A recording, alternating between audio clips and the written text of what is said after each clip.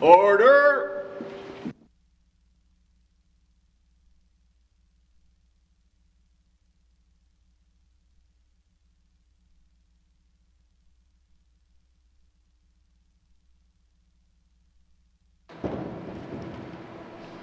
O God, may your spirit and guidance be in us as we work for the benefit of all our people, for peace and justice in our land, and for the constant recognition of the dignity and aspirations of those whom we serve. Amen.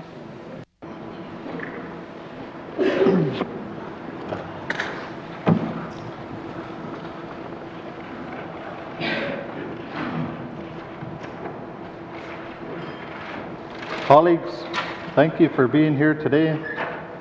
We were scheduled for an extended adjournment on Friday of last week, and I know that we were all looking forward to returning to our constituencies over the weekend. On Friday, I took the unusual step of recalling the House to sit today.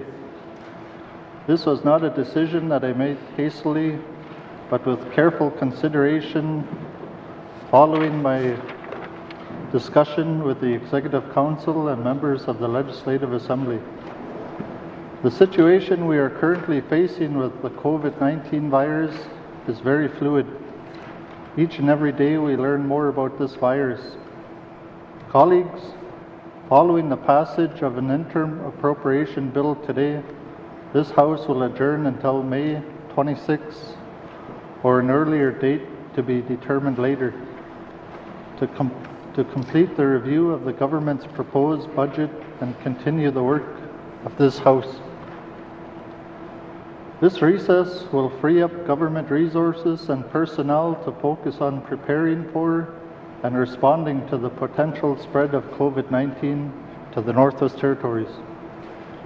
It will also help ensure that we do not expose members, staff, pages, and interpreters to unnecessary risk. I remain steadfast in my belief that this is in the best interests of all residents of the Northwest Territories. I know, colleagues, it is my duty to advise the House that I have received the following message from the Commissioner of the Northwest Territories.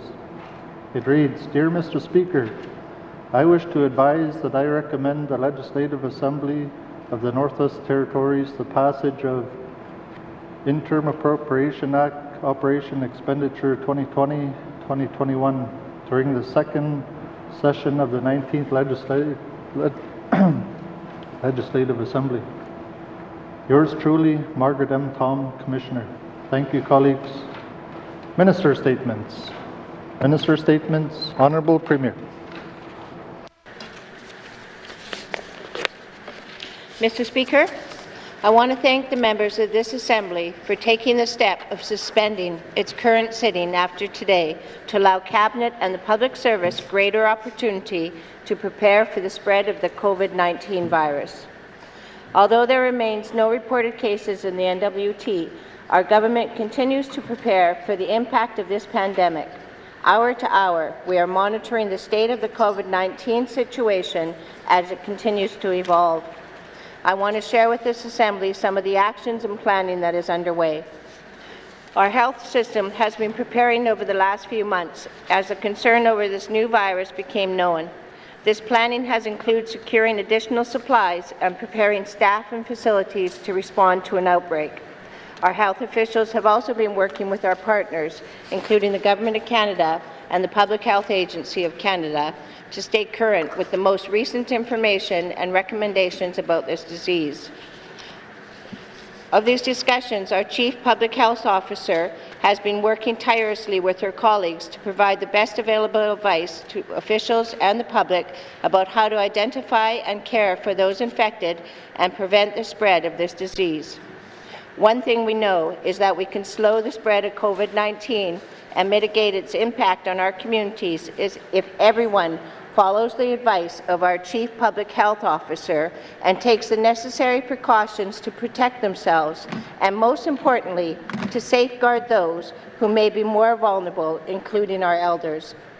We are fortunate that our healthcare system has not yet had to face any confirmed cases of COVID-19 in the N.W.T, but we know that this virus is spreading and we all need to take personal steps to slow down the spread of this illness. By slowing the rate of infection, our health system will be better able to effectively respond to this pandemic. On Friday, our Health and Social Services Minister thanked our many healthcare professionals for their dedication and service. And Mr. Speaker, on behalf of all of us here in this Assembly, and behalf of the people of the Northwest Territories, I also want to thank them for their efforts to look after us all. We know the work will become more challenging as the COVID-19 virus continues to spread. Over the weekend, we have also taken the extraordinary step of asking our healthcare professionals to avoid any unnecessary travel outside of the Northwest Territories. This will prevent exposure and help avoid the potential requirements for isolation, and will require that the N.W.T. health system can maintain as much operational readiness as possible to manage the spread of this disease. Mr. Speaker, work to prepare for a COVID-19 pandemic in the Northwest Territories began even before the World Health Organization declared one. In addition to the measures our health system has put in place to identify, prevent, and control the spread of infectious disease, our government has also dedicated resources and procedures to manage emergencies. Our Department of Municipal and Community Affairs includes the Emergency Management Organization established under the Emergency Management Act. Its role is, in part, to lead the government of the Northwest Territories in the coordination of emergency management activities, support emergency management activities of local authorities, and coordinate and assist in the response of governments and public agencies. The head of the Emergency Management Office also chairs the Territorial Planning Committee that works with community governments and other key partners to ensure readiness and to respond to emergencies. Again, although we have yet to face a confirmed case of COVID-19 in the Northwest Territories, we've taken the proactive step of activating an Emergency Operations Centre under MACA's leadership as of March 13, 2020, and will work to continue to assist all communities in the Northwest Territories to prevent or manage any COVID-19 outbreak. Mr. Speaker, later this week, I'll be convening a virtual meeting with community governments and Indigenous governments to share the latest information we have on our readiness and our plans. We will continue to meet regularly with them to work together to eliminate any gaps in our plans and to support our efforts. We know that many communities and jurisdictions in Canada and throughout the world have made the decision to temporarily close schools as a result of the pandemic. The Minister of Education, Culture and Employment has consulted with the Chief Public Health Officer on this and has received the advice today to close N.W.T. schools until after Easter. Later today, the Minister will be convening a teleconference with all district education authorities to discuss this direction and how best to support school teachers, staff and students as they return from spring break travel. Mr. Speaker, as we prepare for this pandemic, the health and safety of our people is paramount. Every government of the Northwest Territories department and agency has been tasked with identifying and planning for the continuation of essential services. If a large number of our employees are required to self-isolate to prevent the further spread of the virus, we know that government services may face a significant disruption. It is critical that key services remain supported, and we're taking the proper steps to deal with a scenario where we have dramatically fewer available employees. All departments and agencies have been updating their business continuity plans, and later this week, these plans will be finalized and validated with tabletop exercises to ensure potential gaps have been identified and can be addressed. We know that the work of government touches upon the lives of the people we serve in important ways, and that we need to make sure that there is as little disruption as possible should we find that many of our employees have to be isolated to care for themselves or others. Our planning will also consider how best to manage the N.W.T. supply chain to help ensure that residents and businesses continue to receive essential services. Mr. Speaker, it's important to state again that the N.W.T. has no reported cases of COVID-19, and the risk of contracting the disease in the N.W.T remains low today. This does not mean that we can rest easy. We must be prepared to take preventative actions now. In recent days, we have seen many jurisdictions implement new measures in response to having the virus already spreading within their borders. We have the ability to take measures sooner than others to better manage the risk. This will mean some disruption in travel for residents coming home who will need to self-isolate and tourists who will have to postpone their visits to the Northwest Territories. It is critically important that all residents and visitors to the N.W.T take precautions and follow the advice of our Chief Public Health Officer. As our preparations continue, it is also critical that our community partners work with MACA's Emergency Operations Centre to ensure plans are in place and that every effort is made to minimize the risk and manage the impacts of this pandemic. We are implementing the best approaches available to slow and manage the spread of COVID-19. While we must not panic, we do have to take precautions. I want to thank all residents of the Northwest Territories for their understanding as we direct more of the work of our government to managing this issue and acknowledge that some of this effort will necessarily come at the expense of other priorities. However, protecting our most vulnerable from this pandemic is our most important priority, and we're working closely with our service providers to develop plans. Mr. Speaker, we know that the consequences of this pandemic are already having an impact on our economy and that many of our residents and businesses will need support. These concerns have been raised with the Prime Minister, and I'm very encouraged that there is clearly recognition that new federal programs and investments will be required to protect our economy.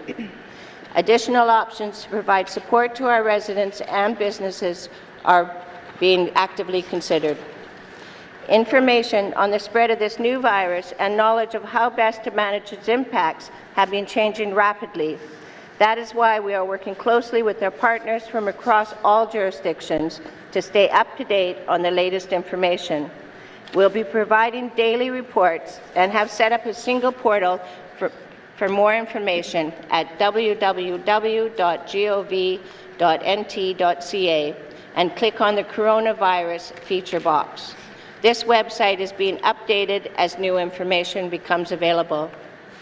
Mr. Speaker, we recognize that people are concerned, but I want to remind everyone that we can all take practical steps to help slow the spread of COVID-19 in our communities. We will continue to update our residents, our communities, and Indigenous government partners, and I strongly urge everyone to check our website frequently and heed the advice of the Chief Public Health Officer and our Emergency Management Office as we work together to safeguard our friends, families, and our elders. Merci, Mr. Speaker. Thank you, Honourable Premier. Minister statements. Minister statements. Minister responsible for Health and Social Services. Mr. Speaker, I'd like to provide members of the public with an update on Northwest Territories' efforts in containing the spread of the COVID-19 and assure everyone that their health and safety is the #1 priority of our government. Currently, we have 0 cases confirmed in the Northwest Territories. Our Chief Public Health Officer remains confident our residents are currently at a low risk of infection. We also know that worldwide, roughly 80% of people infected only get mild symptoms. We are working very hard to slow the spread of the infection and know that everyone has a stake in doing their part. We have been promoting good respiratory practices. That means you and your family members should stay home if you are sick, keep your distance from elders and people who may have underlying conditions that make them vulnerable to the infection. Wash your hands frequently, turn and cover your mouth when coughing or sneezing with your elbow, making sure that there are 2 meters apart in all social situations. This way we can slow the spread together. Mr. Speaker, the Chief Public Health Officer is leading our public health response planning, while the N.W.T's Territorial Planning Committee is leading the broader all-of-government emergency response planning. Our Health Systems Emergency Operations Centre has been activated. This allows us to coordinate the rapid COVID-19 System Planning and Preparation. A Northwest Territories COVID-19 Pandemic Planning Guide and Checklist is guiding our system preparations. We currently have a sufficient stockpile of personal protective equipment for frontline workers, and will continue to track this. Community health center and hospitals are completing their planning and preparations, and testing kits are in every community. Mr. Speaker, the Northwest Territories health professionals are testing residents and visitors for COVID-19 who present flu-like symptoms and that have traveled outside the Northwest Territories recently, regardless of where they have traveled.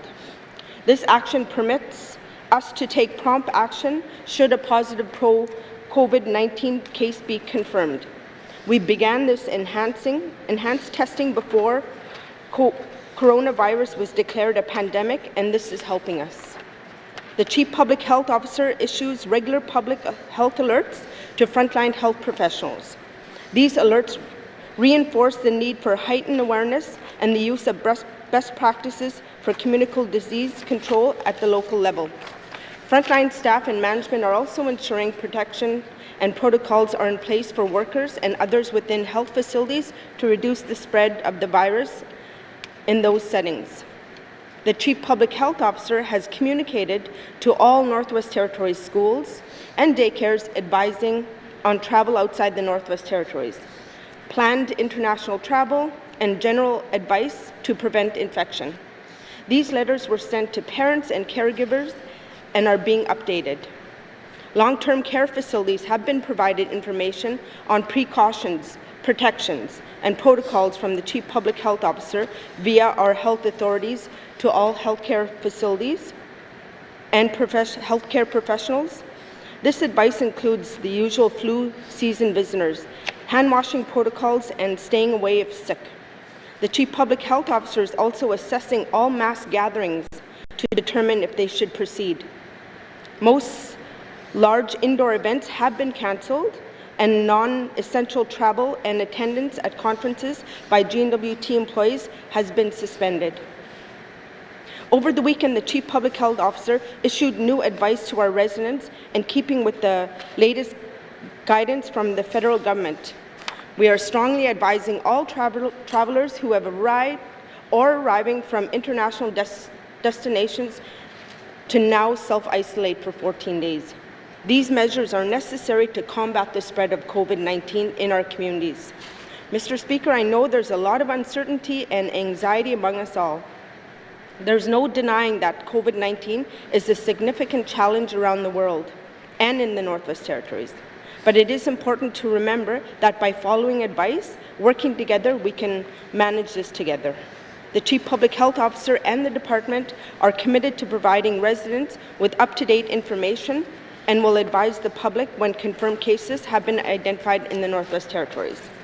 They are using every available means to communicate with residents in all official languages to provide the most current information so you know what is going on and what you need to do. Mr. Speaker, Northerners are known for their strength, resiliency, and strong sense of family and community. I know that it's those qualities that can draw on to keep our communities and our territory healthy. Staying informed, following the advice provided by our health officials will help us manage this unprecedented situation together. Mr. Speaker, I want to speak directly to all of our healthcare workers across our system. Thank you for your hard work and dedication in making sure we are in the best place possible to respond to COVID-19. I recognize that there is many challenges ahead and know that you will continue to serve our residents as you always have, with professionalism, compassion, and commitment. For more information on COVID-19, please refer to the Government of Northwest Territories website. Thank you, Mr. Speaker. Thank you, Minister. Minister statements. Minister statements. Member statements. Member for Kamloops. Thank you, Mr. Speaker. I stand today to first thank Health and Social Services Department and authority staff for the endless hours they have put in to protect the North from COVID-19. In addition, I would like to thank the other departments that have worked all weekend long to ensure that we have plans in place and continuity of service. Second, I would also like to thank Northern businesses who are doing their part to keep Northerners safe while trying to keep businesses running as normal as possible. I say normal, Mr. Speaker, but these are not normal times. While businesses and public places have changed the way they operate, closed their doors, increased cleaning routines, and offered to help in any way possible, we as Northerners are being asked to do things a little different than what we are used to. We're being asked to self-quarantine if we have been away or have flu-like symptoms, to buy only what we need and not stockpile. Stockpiling is a privilege not everyone can afford. To support friends in quarantine by staying away and making sure they have what they need, to check on our elderly and friends with compromised immune systems, and to self-police. While healthcare professionals are giving us the information we need to contain this pandemic and protect Northerners from it, they'll be working flat out. This means that ensuring we are sharing accurate information, responsibly following quarantine direction, and supporting one another will be up to all Northerners. Mr. Speaker, I have said before, the North is an incredible place. Following devastating events like deaths of loved ones, car accidents, house fires, and plane crashes, I have watched Northerners pull together and wrap themselves around one another like a warm blanket. I call it muskoxing, where we take our most vulnerable and rally around them, protecting them until they are ready to stand with us. In essence, this is no different. Now is when we come together to inform ourselves with accurate information, support one another, and be thankful to be part of this Northern family. So, Mr. Speaker, not only am I thankful to the incredible dedication of public servants and businesses, I am thankful to Northerners, because protecting ourselves will require the diligence and collaboration of every single one of us. Thank you, Mr. Speaker. Thank you, Member for Cam Lake. Member statements. Member for Haverford South. Thank you, Mr. Speaker.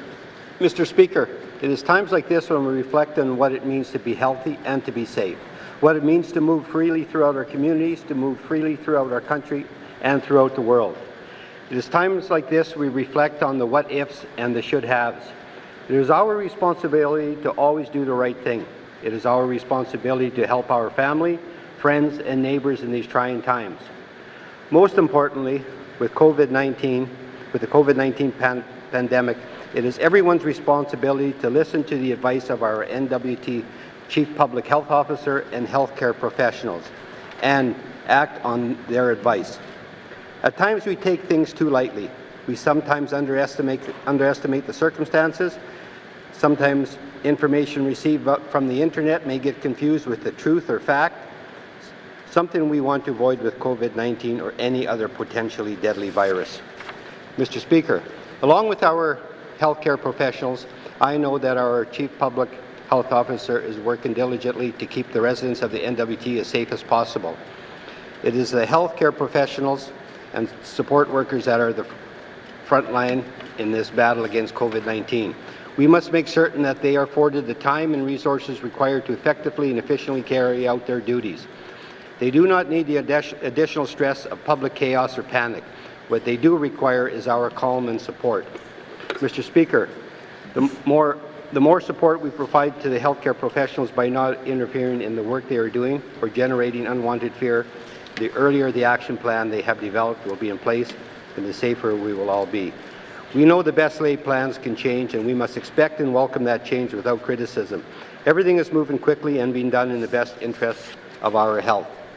Together, let us confront the situation the world is facing, and let us show respect, support, and applaud those on the front lines, the scientists, the medical officers, the doctors, the nurses, and all the support staff, something we never do enough and should do more of. Mr. Speaker, I will not have questions for the Minister responsible for health, as we need her out working and consulting with her department to ensure plans are in place to keep the N.W.T. residents free from COVID-19. Thank you, Mr. Speaker. Thank you, Member for Haverford South. Member statements. Member for Yellowknife Centre. Thank you, Mr. Speaker. Mr. Speaker, the coronavirus pandemic is swiftly moving and unpredictable. A little more than a month ago, I spoke about the effect of coronavirus on tourism in the N.W.T. based on the Chinese government directive to halt group travel. Now travel by almost everyone in the Northern Hemisphere to almost anywhere in the world is not advised by public health officials. Of course, that includes travel to and from the N.W.T. from outside Canada. New arrivals will be asked to self-quarantine for 2 weeks. Mr. Speaker, visitors are listening to the call to stay home. They have cancelled hotels and car rentals, especially in Yellowknife. Meanwhile, there is less to do here as festival planners heed the call of social distancing and cancel their events. We are looking at significant losses to non-profits such as the Snow King Festival and the Long John Jamboree, and to businesses of all sizes because of this disruption. There are indirect effects as well, a loss of business for day tour operators, restaurants and stores. And given what we know about this public health emergency, things are going to get worse before they get better. Mr. Speaker, some tourism operators in the N.W.T are waving the white flag. They are worried whether their businesses will also become casualties of the pandemic. The chair of N.W.T Tourism is asking government for help. Among his requests is stimulus funding to help the tourism industry once the pandemic is over, support for employers with staff using immigration programs to earn permanent residency status, and support for seasonal workers who earn most of their income in the summer. Mr. Speaker, when I last raised this issue a month ago, the Minister of Industry, Tourism and Investment said it would be fall before she had a clear picture of the season. It is clear now that that response is totally inadequate. Last year, the N.W.T earned $210 million in tourism revenue, with about a third of that coming from Aurora tourism. Assistance to tour operators and efforts to market the N.W.T as a destination will have to kick in much sooner. I will have questions from the Premier. Merci.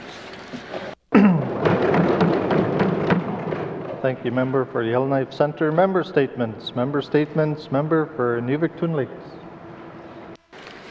Thank you, Mr. Speaker. On Friday, I asked about what the plan is for our families and teachers returning to Inuvik after they've been out of the country. And we've gotten a lot of information over the weekend and from our minister and from our premier today.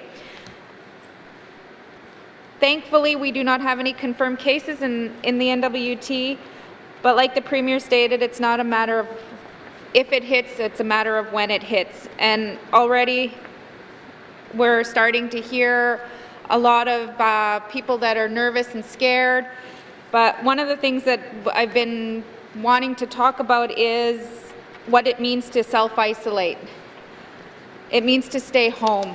And if you go outside, be by yourself. It means to avoid having visitors or visiting anybody. You can have people drop off or deliver things that you may need. It means to keep your distance in your home if you're got somebody in your home that is under self-isolation. This is very important. Can the department, I will have questions later for the minister to ensure that our elders and those who do not have internet are being provided with all the information in paper form and in the proper language if needed, as well as providing information packages to the community and Indigenous governments to have the most current and recent information to provide their residents, because in the small communities, that's who people turn to. Mr. Speaker, again, another question that's come up over and over again, and it was nice about the education part, so we know that the schools are closed, but what about the daycares? We have concerns from my community about the daycares. Mr. Speaker, March and April is Jamboree season also in my region, and we are happy to get together after a long dark winter, and there are many events every evening over the next few weeks with 200 to 300 people that will be gathering. Who's talking to these event coordinators, and has the Chief Medical Health Officer reached out to them, and what's the recommendations for these events? I'll be heading home tomorrow to be in my community, for my community, and in order for me to provide up-to-date and accurate information, MLAs need to, each department involved, updating us with pertinent information daily, even if it says no changes today. Thank you, Mr. Speaker. Thank you, Member for Nuvik-Twin Lakes. Member statements. Member statements. Member for Nunavut. Thank you, Mr. Speaker. Mr. Speaker, this weekend started Saturday night, 10 o'clock. I got a call. Winds were hitting at 108 kilometers in my home community of Tuktoyaktuk. And we had a blow, same weather up in Sachs Harbour. And I put a note yesterday. I was so happy that the power was back on in my home community of Tuck and in Sachs too. It was restored yesterday. Even waiting for the weather to improve and the delays that we had, we all pulled together through as a community. And a big thank you to my Mayor, Irwin Elias. Special thank you to our Minister responsible for N.W.T Power Corporation, Mr. Thompson. Staff Richard Cockney and Mason Kimiksana drove out to the plant from the community at 100-kilometer winds with a snowmobile to try to get the plant up and running for the community. Thank you, Richard and Mason and the line crew when they did arrive into the community. And I also like to thank Mika Steen for her text messages. I'd like to thank the DEA chair, Darlene Gruben, who I called at 1:30 in the morning to see if we could get the school opened up, which she gladly did. And they were starting to help people at the Mangalak School starting at 8 o'clock in the morning. Thank you, Mr. Warren, the principal, Audrey Walker, Demelza Warren for cooking for the people. The EGT workers that opened up the runway, Gus Gruben, Kenny Lucas, and Doug Saunders for getting the runway open. And thank Fraser Pingo at Acklac Air for the work that you did yesterday. I also like to thank Mr. Marius Driscoll of Tuck Stanton, the Hamlet of Tuck staff, David Kringnick, Wayne Cockney, and Bruce Noxana. I'd like to thank for free transportation, Tuck Taxi, Eileen Jacobson, who provided rides to the community, and also Steam Services, Joanne Edwards, who gave free rides as well, also from to and from the shelter. They needed the community, the rides to give them to the emergency shelters, and also a thank you to Noe Cockney. Mr. Speaker, our elders, Roy Cockney, David Noxana, family members who helped in any way, thank you for all that you've done for our community and working together in a crisis that need the school, everyone involved. Together, we did this outstanding job. They cooked for over 200 people, Mr. Speaker, and I really want to thank them for keeping them fed and warm. They enjoyed each other's company because I seen it on Facebook Live. So I'm really proud of for the community pulling together, safety of our people, especially with the time that's coming in front of us. And I also want to thank my wife because at 10 o'clock at night, I never slept till 6 o'clock Sunday. So we're up for 20 plus hours, and thank the Minister again for all the hard work he's done. Thank you, Mr. Speaker. Thank you, Member, for an input. Member statements. Member for Tunade-Wellesley. Mr. Speaker. Mr. Speaker, I wanted to briefly address our government's response to the COVID pandemic. We received a lot of good information from our Minister of Health and Social Services and the Chief Public Health Officer. They've been working really hard lately, and I want to say thank you for that. However, I believe that there is still a need for more preparatory work. My main worry right now, Mr. Speaker, is for our small communities. Many of our small communities don't have the resources, services, or capacity if the pandemic gets into the N.W.T. Mr. Speaker, today we'll be looking into passing our interim appropriation that is necessary to have a functioning government in these trying times. This will really test our resolve, but as some of the other members have mentioned, we're a really strong collection of communities, and we'll get through this. We are being told now to practice social distancing, and we need to keep our vulnerable populations in mind. We still need to be compassionate, though, and help each other out while using common sense and best practices while doing so. I have recently had a constituent that had a great idea to get care packages out for our elders and our mobility restricted if this crisis does carry it out for a longer period of time. And I thought that was a great idea. I also want to address the issue of communications to some of our elders and those who are not don't use cell phones, computers, and the like, because and social media, because we need to get the message out there for people in Indigenous languages. So I'm hoping we can address that today. I know that a lot of our elders listen to community radio, CKLB, and they really are dependent on it to get their news. And some of them are still unsure of what's going on, and we need to really reach out to them and let them know that we care and we are doing something to assist them. That being said, we are really strong as a territory, a network of communities. We've got through other scourges and other scares like this in the past because we worked together. We communicated with each other, and this is no different. So, Mr. Speaker, I'll have questions for the Minister of Health and Social Services later on. Mr. Thank you, Member for Tunade Wellade. Member statements. Member for Frame Lake. Merci, Monsieur le Président. I'll confess on the weekend I was scrambling to try to find something to talk about today, and I have to go back to do my regular job as an MLA, hold government accountable. One of the promises of devolution was that N.W.T and its peoples would have a made-in-the-north approach to resource development decisions, and we would do things better than the federal government. Currently, the Minister of Lands coordinates and signs off on full government responses to reports from the independent Mackenzie Valley Environmental Impact Review Board. Our Minister of Environment and Natural Resources is responsible for signing Class A water licenses. There's a section in the devolution agreement 3.18 that requires a 5-year review of the delegated authority to N.W.T under the Mackenzie Valley Resource Management Act. The parties to the devolution agreement are to negotiate terms for the review of the delegated authority to N.W.T. This may include a review by an independent third party, mutually agreeable to everyone. This process was supposed to start on April 1st, 2019. N.W.T has a mixed track record in terms of our performance with its delegated authority under the MVRMA, and I'll give some examples.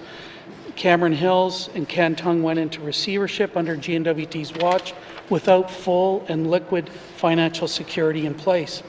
Mandatory financial security provisions under the Commissioner's Land Act are to be replaced with discretionary measures under the Public Land Act.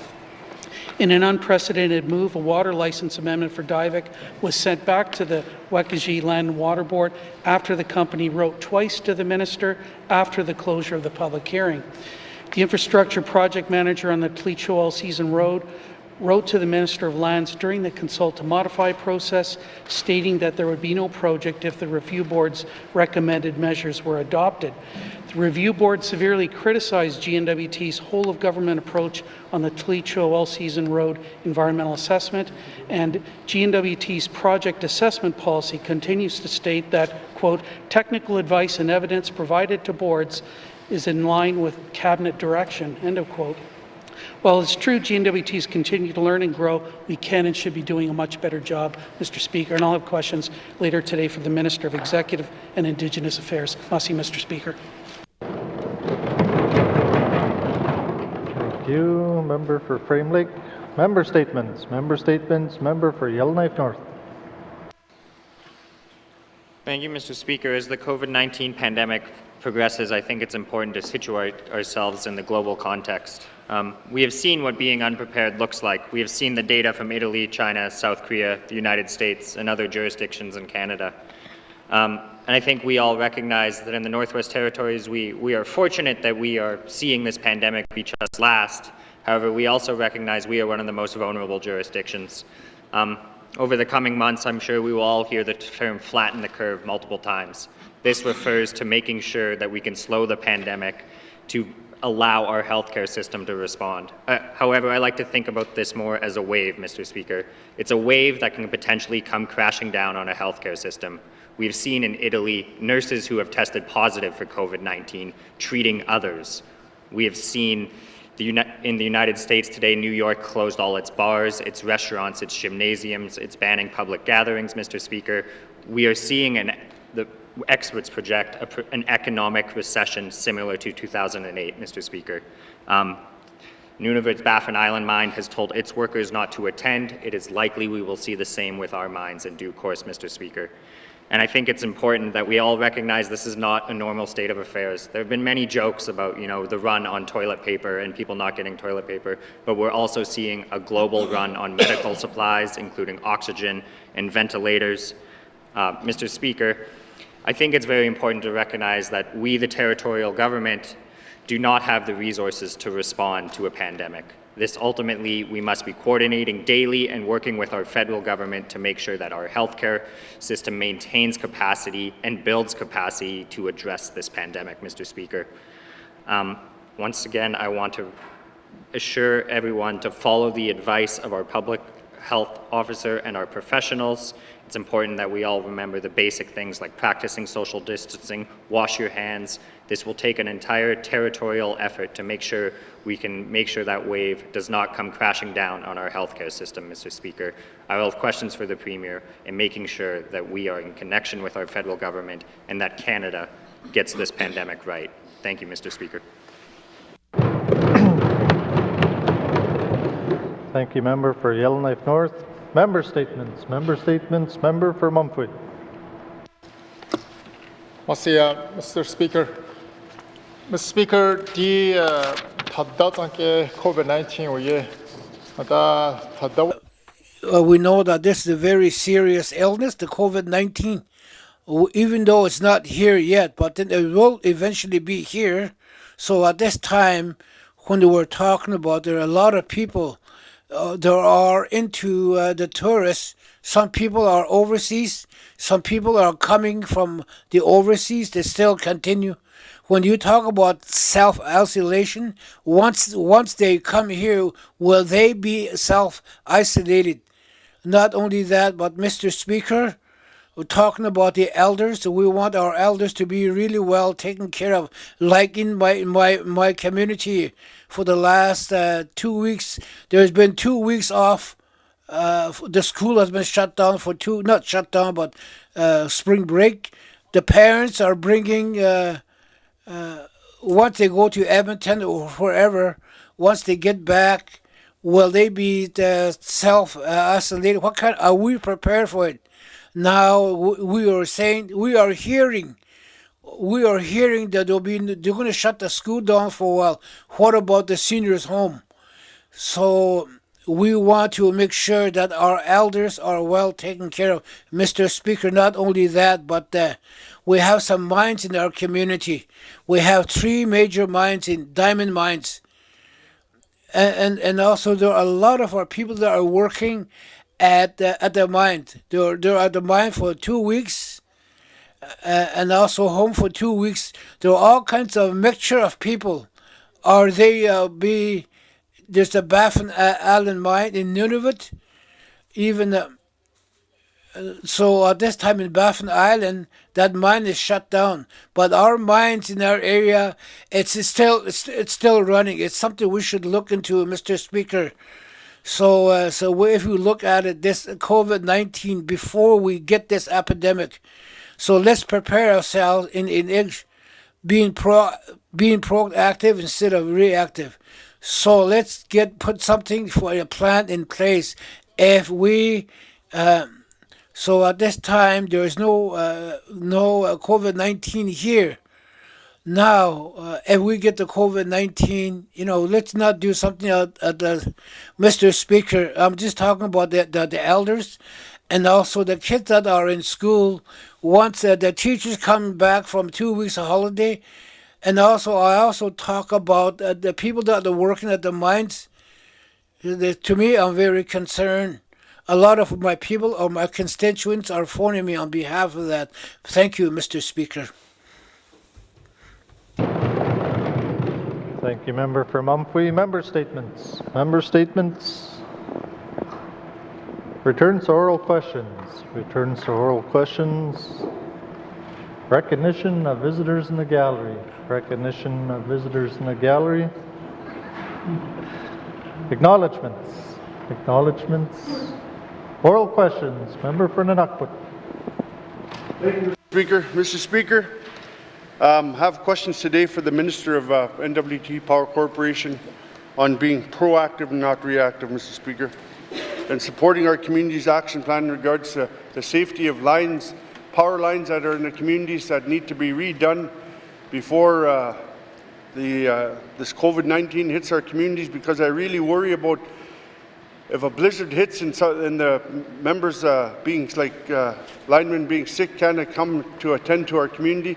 How do we fix that, Mr. Speaker? And would the minister commit today to making sure that in all the N.W.T. communities, line crews go in and start working, making sure that the lines are properly fixed and ready for the next blizzard? Thank you, Mr. Speaker.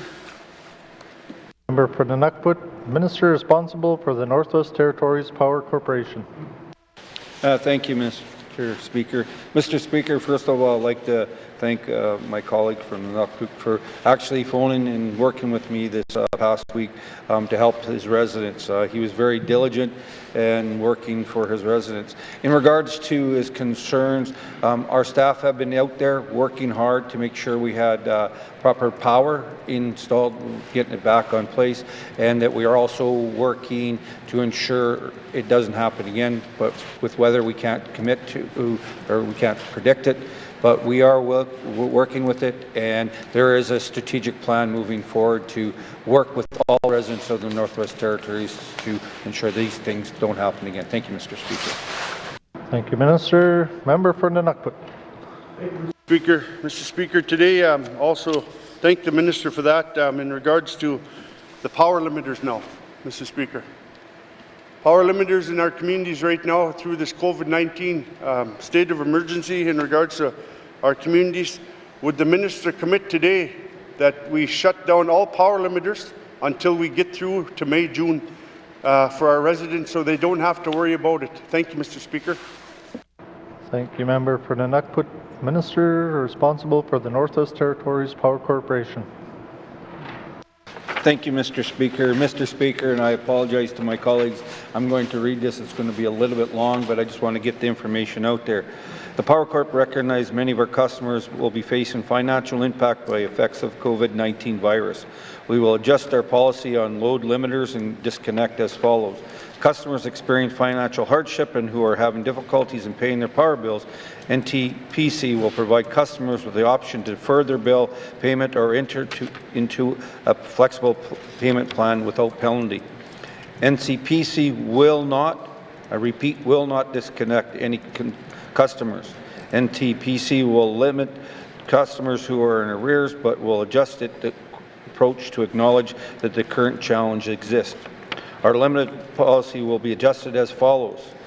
If people haven't gone in and set up payment plans, in the communities with smart meters, our load limit policy will be changed from 15 minutes to 15 minutes off, 15 minutes on, to 15 minutes on to 5 minutes off to ensure the homes are safe and kept warm.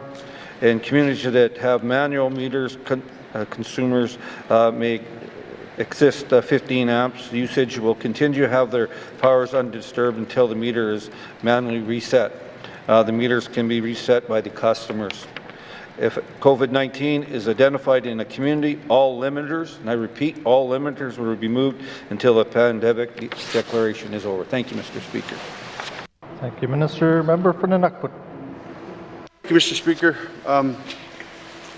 I'm encouraged to hear that, Mr. Speaker, but you know, it's coming. I'm really worried about our, our communities, our elders, and people that we represent in our communities because we know all of them. Mr. Speaker, I really think that they really should think about this, is to take that from now until June, take all limiters off, and the Minister could make that happen. Would the Minister commit to me today in getting that done? Thank you, Mr. Speaker.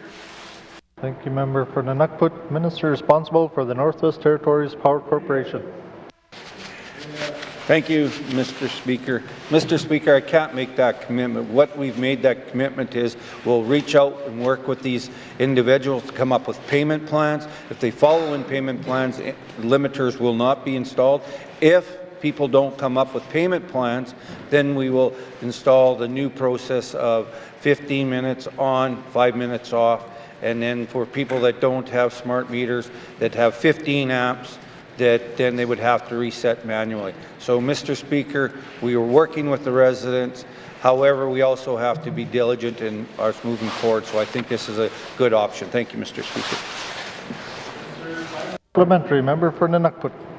Mr. Speaker. Mr. Speaker, the payment plans, I guess, for all our riding of N.W.T would have to go through Inuvik because we don't have any Power Corporation offices, and that would be basically for the whole Delta.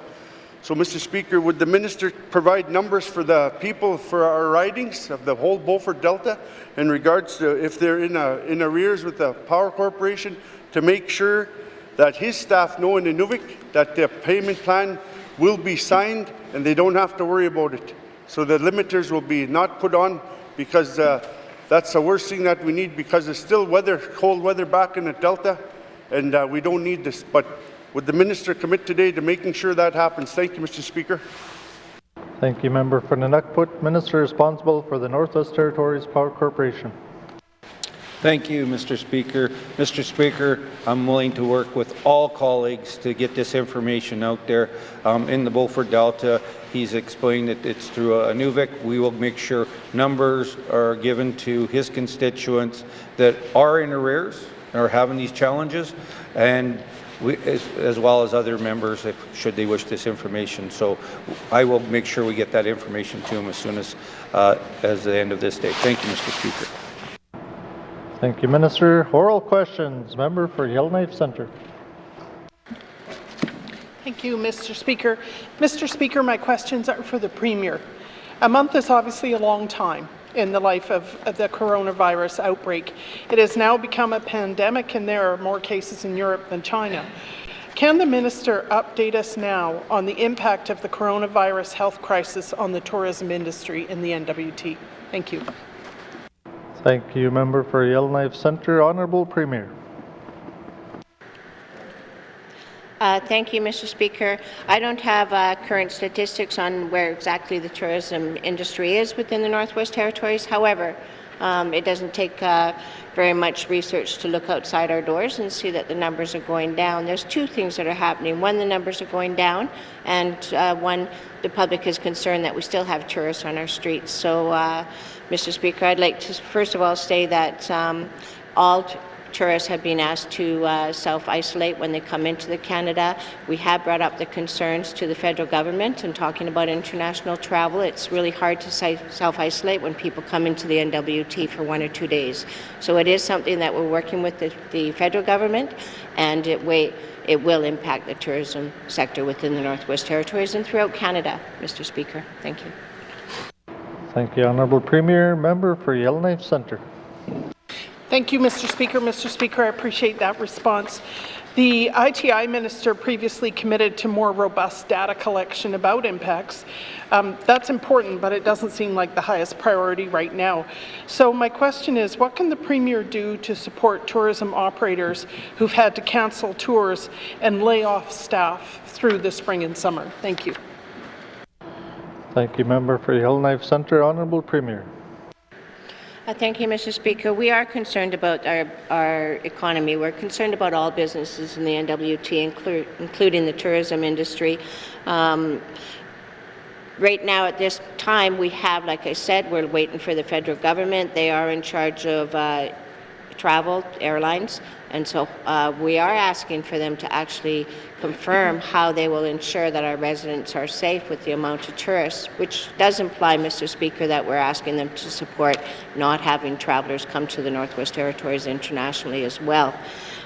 When that does impact, it's already impacting. We've already gotten letters from the tourist industry, we've gotten letters from airline, we've gotten letters from the business communities already.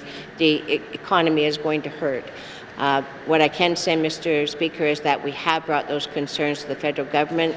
Concerns have been voiced from every jurisdiction across Canada. Our federal government is looking for changes. They're looking at programs such as making adjustments to the EI that might be able to help people. But at this time, all I can say is the federal government is aware of our concerns. They know that we're looking for some kind of economic stimulus, some kind of economic benefit for us, and they have promised to get back to us, and they promised to take the considerations of the whole territories into consideration. Thank you, Mr. Speaker. Thank you, Honourable Premier. Member for Yellowknife Centre. Thank you, Mr. Speaker. Mr. Speaker, I appreciate that answer. I see that the onus is really on the federal government to come up with some kind of contingency fund to assist not only tourism operators but all sectors of the economy that are currently hurting. What kind of responsibility does the N.W.T have in this circumstance other than connecting with the federal government to come up with those contingency plans? Thank you. Thank you, member for Yellowknife Centre. Honourable Premier. Thank you, Mr. Speaker. For businesses that are a little bit worried or need some extra assistance, they can contact our Department of Infrastructure or ITI for assistance. We do have the business development program that might be able to assist them in some long-term plans. We're looking at bumping up. We are working right now. The priority is on health and safety. I have to put that right now. We're scrambling to figure out how we're going to take care of our residents, our long-term care, our most vulnerable in society. At the same time, we're looking at the economic detriment. So we're looking at an increase probably in income support, people on income support. Again, we're advocating to the federal government for EI.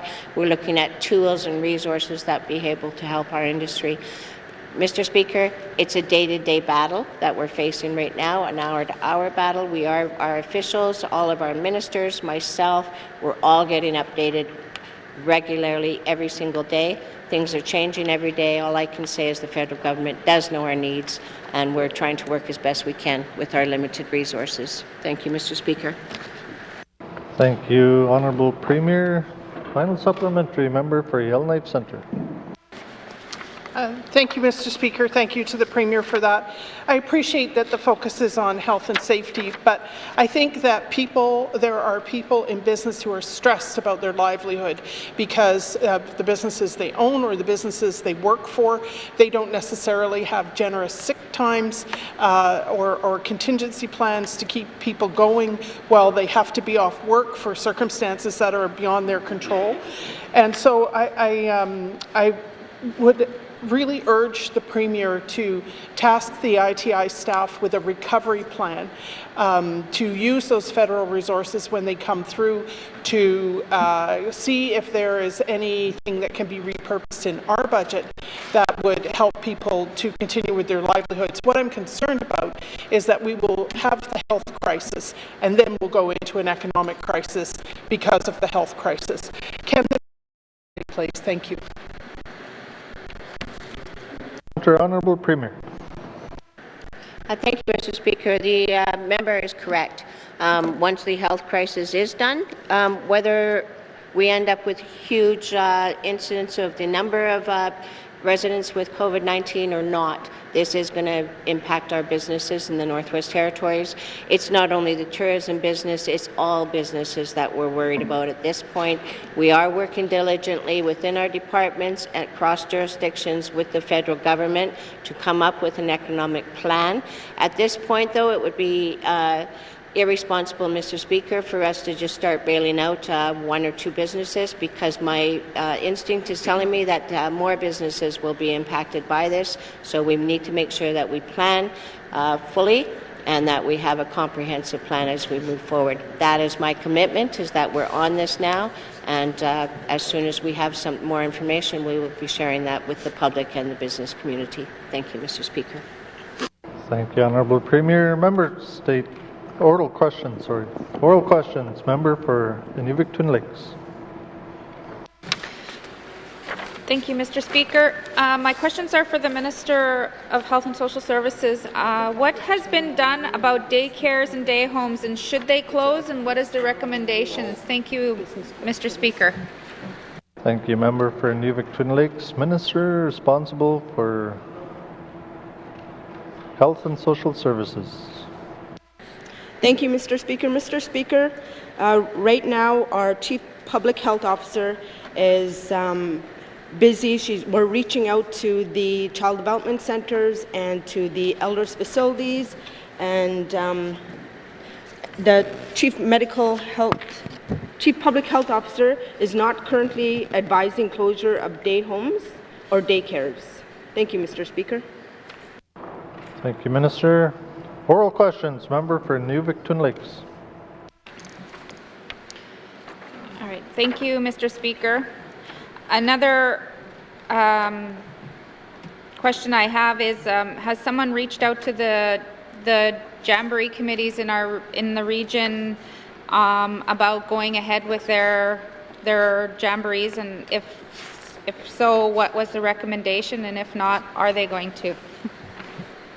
Thank you, member for Inuvik Twin Lakes. Minister responsible for Health and Social Services. Thank you, Mr. Speaker. Mr. Speaker, our Chief Public Health Officer has reached out to events coming up, and we do recommend that for the next 3 months, all mass gatherings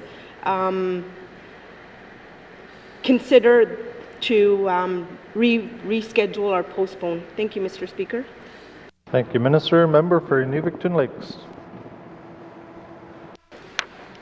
Thank you, Mr. Speaker. I'm just following up again. What is the plan for is there a plan in place for essential healthcare staff now that, with the recommendation of the school being closed? Is there a plan in place to have somewhere for these children to be if their parents are mandated into work? Thank you, Mr. Speaker. Thank you, Member for Inuvik-Twin Lakes. Minister responsible for Health and Social Services. Thank you, Mr. Speaker. Mr. Speaker, as we sit in session, our Chief Public Health Officer is reaching out. There'll be some announcements that will be made today, and it'll impact everybody, parents, families, departments, everyone. So we are currently working on a plan to reach out to the public. Thank you, Mr. Speaker. Thank you, Minister. Oral questions. Member for Inuvik-Twin Lakes. Thank you, Mr. Speaker. I just would like the Minister to ensure that this information is on our local radio stations and ensure to and commit to that paper copies be made available to those communities and to elders and to anyone who needs them that doesn't have access. Thank you, Mr. Speaker. Thank you, Member for Inuvik-Twin Lakes. Minister responsible for Health and Social Services. Thank you, Mr. Speaker. Mr. Speaker, communication is very important, especially at this time. Our department is reaching out to work with translators as a response to the member from Tunaday Willaday on the weekend. We are looking at recognizing the official languages to ensure that all Northerners have the most up-to-date information. We're working with translators to record public service announcement on the COVID-19 that we played on CKLB, CBC Radio, and other community radio stations. Thank you, Mr. Speaker. Thank you, Minister. Oral questions. Oral questions. Member for Hay-River South. Thank you, Mr. Speaker. The questions, I think, will be for the Premier. The Prime Minister of Canada stated that no one should have to worry about paying rent, buying groceries, or finding childcare. I recommend that should also include not going without electricity in our northern communities, whether it's for 5 minutes, 10 minutes, or the day during this time. And I would hope that the Minister responsible for the Power Corp would stand up and take a stand on that. And also, we shouldn't be evicting people from their houses. The Prime Minister also stated that the federal government is preparing a significant fiscal stimulus package in the coming days to help Canadians and businesses hit hardest by the coronavirus outbreak. The question I have is, when will the Premier know what type of additional resources the federal government will make available to the N.W.T. to address financial issues small businesses will face due to COVID-19? Thank you, Mr. Speaker. Thank you, Member for Hay-River South. Honourable Premier.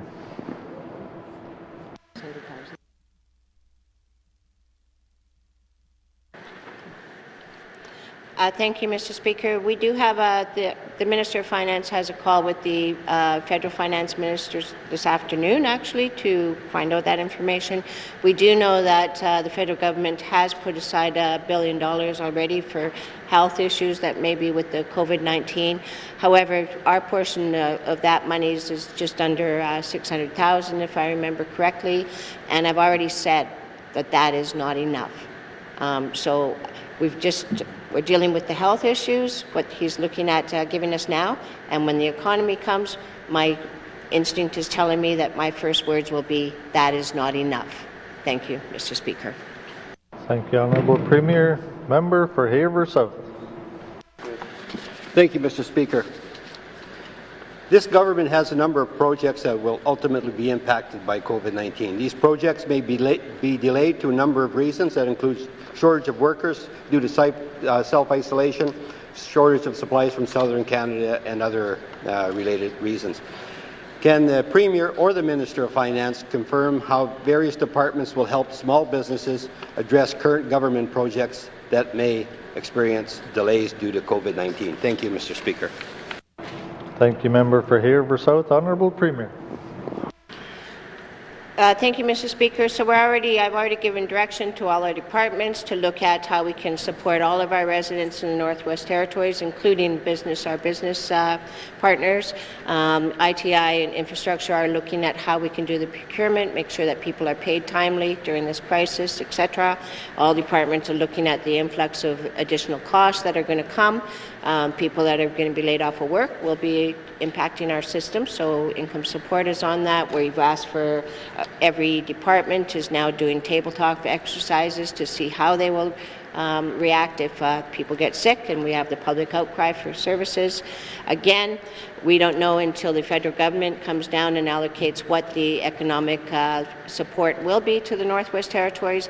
We do know that there will be a downturn in our economy. We know that there's a downturn in the economy happening across Canada. So we are trying to plan not only about the financial restitution of businesses, we're also trying to plan currently about how do we keep our supply chain open.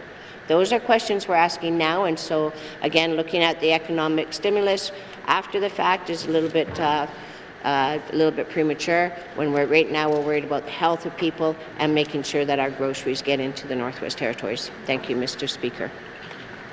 The Honourable Premier, Member for Haver South. Thank you, Mr. Speaker. We know that the departments have tools in legislation and policy that can assist small business without having, we don't have to go to the federal government. We don't need anything from them right now.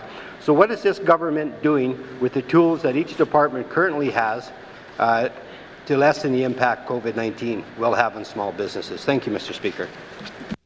Thank you, Member for Haver South. Honourable Premier. Thank you, Mr. Speaker. Those are some of the discussions we're having right now. That is why we've given direction for the departments to do the tabletop exercises. Like I said, we're looking at procurement practices, bill payments. We'll also be looking at things like loans, etc., how we can make those easier for people. Again, the federal government is also doing that work. They're looking at it. There's been no promises yet, is my understanding. However, they are looking at things. Can they pump money into business development agencies? Can they take money away from mortgages? Can they look at loans? Can they look at EI? All of those factors are being looked at by the federal government, and every jurisdiction across Canada is looking at how we can assist not only our residents but our businesses, and we're all working in partnership, Mr. Speaker, as we go forward. Daily conversations are happening so that hopefully we're all on the same pace, same place, because we're all experiencing the same impacts by this to different degrees. Thank you, Mr. Speaker. Thank you, Honourable Premier. Final supplementary, Member for Haver South. Thank you, Mr. Speaker. Wasn't sure what to ask on this last question, but listening to the minister responsible for the N.W.T. Power Corporation, I'm pretty dismayed at his answer with respect to the limiters, because it's a small thing, but it means it's such a big thing. And I have a feeling that if we're going to be, nitpicking on that, we're going to be doing the same thing with evictions and housing, and both those things have to be put aside at least for the next few months. And I'd like to ask the Premier if she would commit to having a frank discussion with the Minister and with Cabinet to address these two issues. Thank you, Mr. Speaker. Thank you, Member for Haver South. Honourable Premier. Thank you, Mr. Speaker. It is critical that Cabinet will be meeting every day throughout this duration. I should let everyone know that now, because we need to keep on top of this. So I can commit, Mr. Speaker, that we will have conversations on the evictions, on the power rates, on the supply chains, all the impacts that will come to the residents of the Northwest Territories. I am not going to commit on what the solution will be. What I will commit to is that we will have those discussions, and we'll be looking at the least impact possible relating to COVID-19. We cannot just shut down every collection, every business happening in the Northwest Territories, or every bill out of speculation. But we will be having those discussions. Thank you, Mr. Speaker. Thank you, Honourable Premier. Oral questions. Oral questions. Member for Kamloops. Thank you very much, Mr. Speaker. My questions today are for the Minister of Education, Culture and Employment. We have a lot of university students that are still N.W.T residents that are currently living outside of the Northwest Territories to attend post-secondary. And so I'm wondering how the Minister of Education and his department are communicating with students whose schools may have closed and gone to online courses and that want to come home. So how are they communicating their options with them? Thank you. Thank you, Member for Kamloops. Minister responsible for Education, Culture and Employment. Thank you, Mr. Speaker. This is an ever-evolving situation. When I was looking at the news on Friday, it was changing right before my eyes. New schools were closing their doors, but most were moving online, as the member said. So classes aren't necessarily cancelled. Courses have moved online. A lot of universities are also keeping their facilities, their resources open, like libraries. And so students might make the choice to stay down and finish their semester there because they need access to those types of resources. But that being said, some who have the ability to complete their entire course load online might want to come back home. And so we haven't communicated that to them yet, seeing as how it happened over the weekend and everyone has been working full out. But we'll have that communication with them. Students who want to return home early, depending on the status of their post-secondary education, we will work with them to provide their travel home funds at an earlier date so they can get home. Thank you, Mr. Speaker. Thank you, Minister. Member for Kamloops. Thank you very much, Mr. Speaker. In the case where students are expected or end up coming home, because this is progressing quickly and we don't know where we're going to be at the end of the week, but if students do end up coming home early, will the Department of Education be looking at what they can do for students in the event that students end up with an incomplete for the year but are still on the line for student loans? Thank you. Thank you, Member for Kamloops. Minister of EC&E. Thank you, Mr. Speaker. Like I said, it's still pretty early here, but if students make the decision to come home and complete their courses online, I would imagine they would be expected to complete their courses online. But like I said, it's an evolving situation, and perhaps there's going to be situations where the online delivery doesn't quite work as well as it was expected, considering that some schools are throwing this together over the weekend. Massive universities are trying to pull this off over the weekend. So I'm open to doing what we can to ensure people aren't adversely affected by this pandemic, but I can't make any guarantees at this point given that things are so new and we have so little information. Thank you, Mr. Speaker. Thank you, Minister. Member for Kamloops. Thank you very much, Mr. Speaker. I appreciated the question from my colleague from N.W.T Twin Lakes in regards to daycares and day homes to the Minister of Health and Social Services. And I understand that it is the responsibility of the Chief Medical Health Officer to close day homes, but I received a concerned phone call yesterday from a constituent whose day home provider in a private residence was coming back from travel and not anticipating self-isolating in her home. So in that case, how is the Department of Education, Culture and Employment communicating what it means to self-isolate and who is responsible for self-isolating to day home providers? Thank you. Thank you, Member for Kamloops. Minister of EC&E. Thank you, Mr. Speaker. And the communication about self-isolating and about the precautions that need to be taken have been happening, I believe, since January was the first time that the department reached out, and I'll ensure that those continue to happen. Similar to the schools, I don't have the authority to close day homes as is being done in other jurisdictions, but if there is serious health concerns, the Chief Public Health Officer likely has the ability to close that. So if people do have concerns about what's going on, they should be bringing those forward. Thank you, Mr. Speaker. Thank you, Minister. Member for Kamloops. Thank you very much, Mr. Speaker. In regards to the Premier's comments earlier today in regards to closing schools until after Easter, does that mean that the end of the school year for N.W.T students will move and will be prolonged a little bit more into the summer to make up that time? Thank you. Thank you, Member for Kamloops. Minister of EC&E.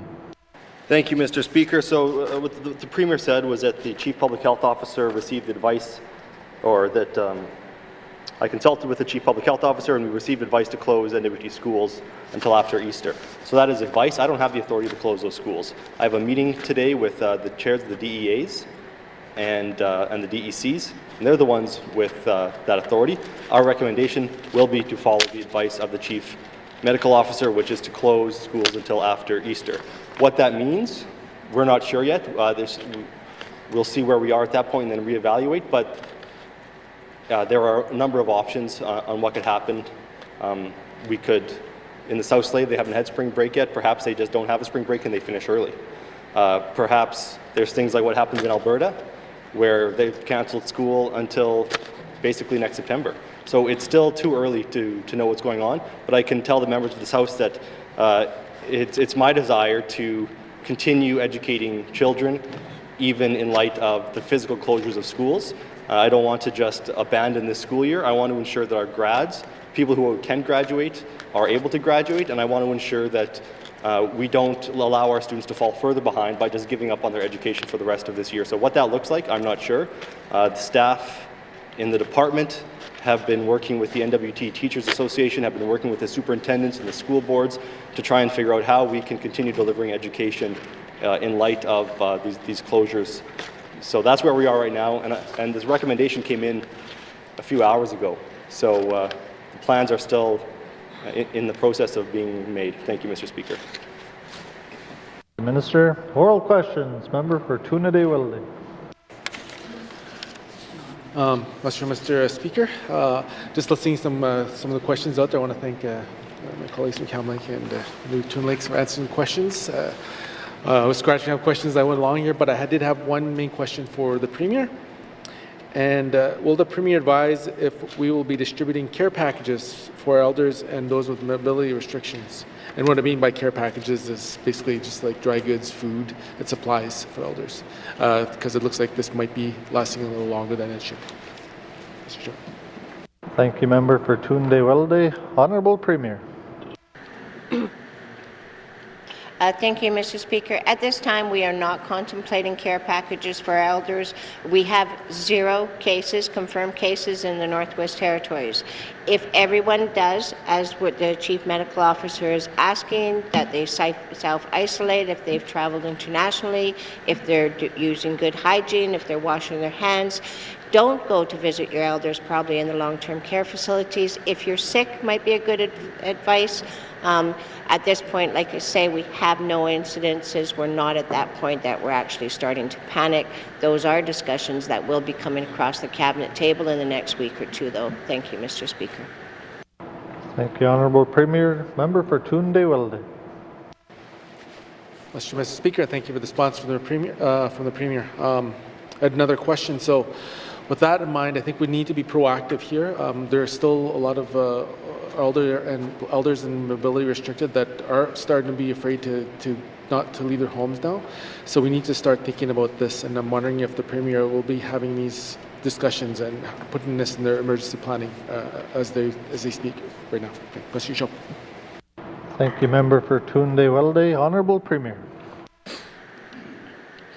Thank you, Mr. Speaker. As stated on the first question, will be discussions coming to Cabinet, not only on care packages, whether we're going to go there or not, but also how do we deal with the fears of our seniors, our elders, and their care, because they are the most vulnerable population within this pandemic.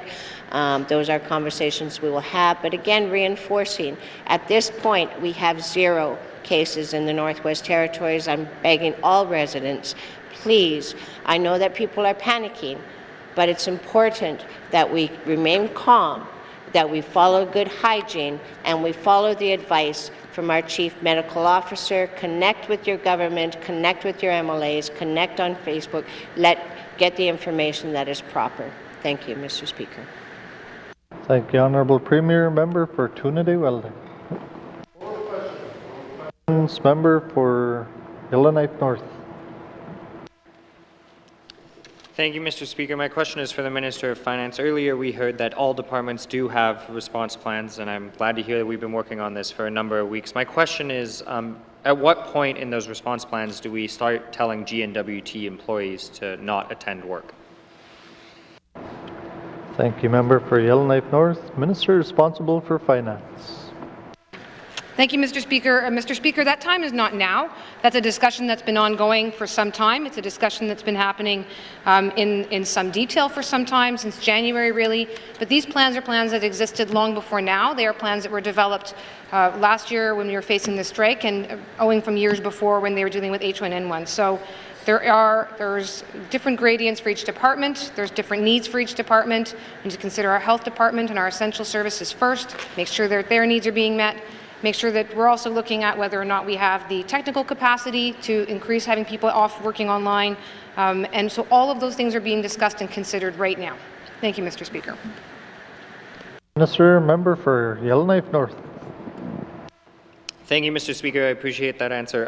My concern here is that all of these things work together, and if we're closing schools, people lose childcare. If we're losing day homes, people lose childcare. And it's important that if we're asking people to continue showing up to offices when they could be working from home, but they don't have childcare, we're putting them in a very difficult situation. So my question to the Minister of Finance is, are people remote working now, those who are able?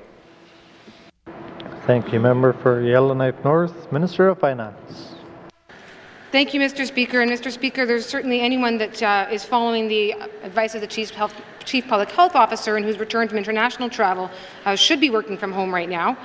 Beyond that, Mr. Speaker, anyone that has concerns or needs, such as childcare, resulting from the current situation, ought to be speaking to their supervisor. All departments, I'm sure, I'm confident, are working closely and working with the human resources to support their people right now in whatever circumstances they might find themselves, whether it's because they've returned from international travel or if they are needing to care for someone who's in that situation. So if there is a need like that, I would suggest that every single department is aware and that the supervisors are aware and that they are in contact with human resources, and we will, for the time being, face that one step at a time. Thank you, Mr. Speaker. Thank you, Minister. Member for Yellowknife North.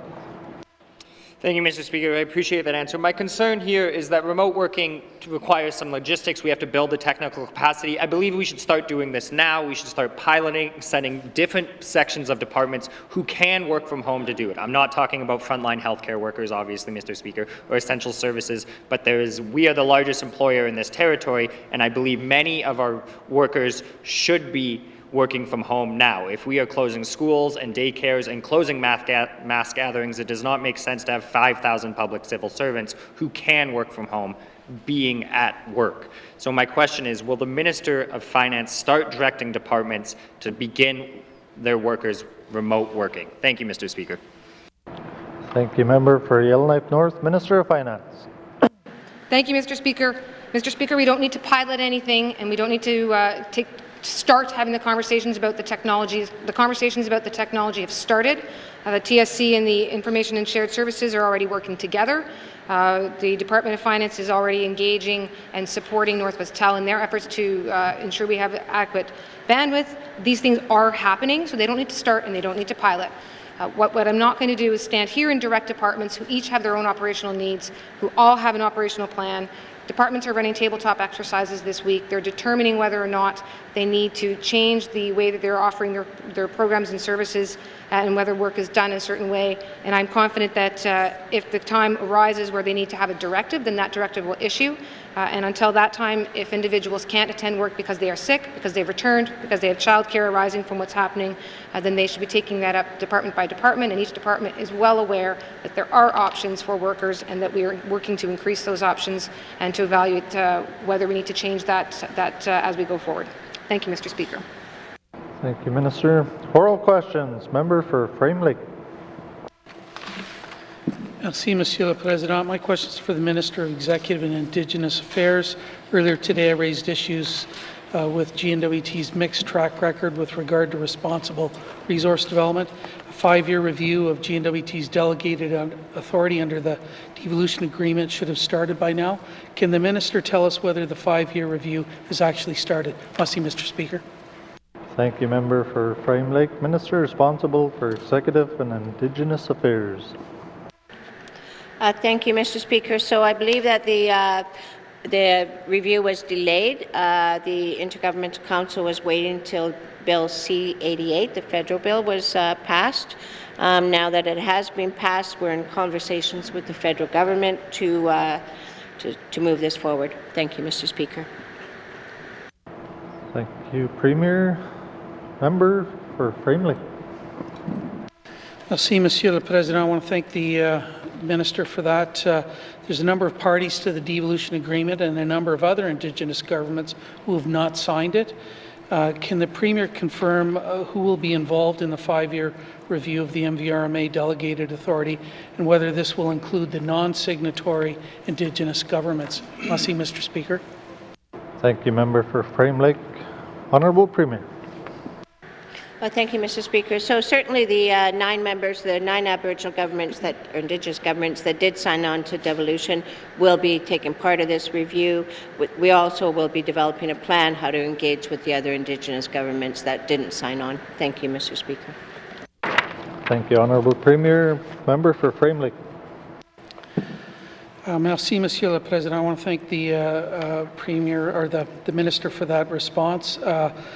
I raised some doubts about whether we've been able to manage our resources responsibly given devolution, but can the Premier tell us what role there will be for the public and regular MLAs in the 5-year review of our delegated authority under the MVRMA? Merci, Mr. Speaker.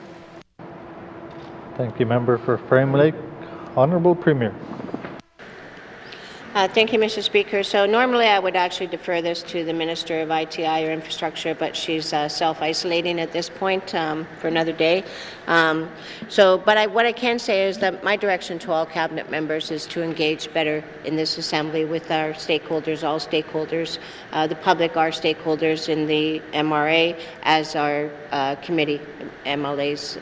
So we will be looking to engage both our standing committee and the public in most, if not all, regulations, recognizing that some regulations are just wordsmithing and stuff, so there will be situations that we won't be engaging everyone, but whenever possible, it is about engaging as many as possible. Thank you, Mr. Speaker.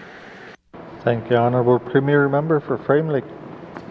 Merci, Monsieur le Président. I want to thank the Premier for that response, but that's not really the question I was asking.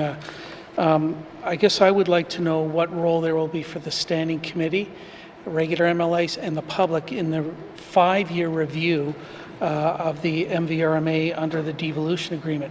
The Minister spoke about the regulations that might come forward under resource management legislation, but I want to know what the public's role is going to be, regular MLA's role is going to be in the 5-year review of the MVRMA. Merci, Mr. Speaker. Thank you, Member for Frame Lake. Honourable Premier. Thank you, Mr. Speaker. Again, I'm not going to want to take notice on this question. I'm going to try to answer, and if it's not the right answer, then the next session, if the member can bring it back to the Assembly. My direction to all ministers was try to engage stakeholders as much as possible. A 5-year review tells me that there would be more than one opportunity, ideally at least once a year, that all stakeholders would be engaged with this. But I would ask the member to ask the appropriate minister when she returns for a more concrete answer. Thank you, Mr. Speaker. Thank you, Honourable Premier. Oral questions. Member for Mumphy. Merci, Mr. Speaker. Mr. Speaker, when I talked about the member statement, talking about the COVID-19, that I was talking about, I know it's pretty dangerous, but then it still haven't came up here. But let's prepare ourselves. And Mr. Speaker, I did a member statement on COVID-19. I've talked about the seniors' home, the tours, and the industries. First question I have could be departmental, I'm not sure, but since it's related to health and social service,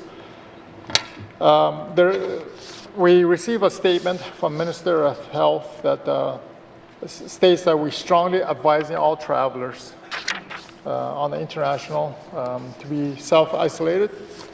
So we're advising them. So we're not directing them or telling them.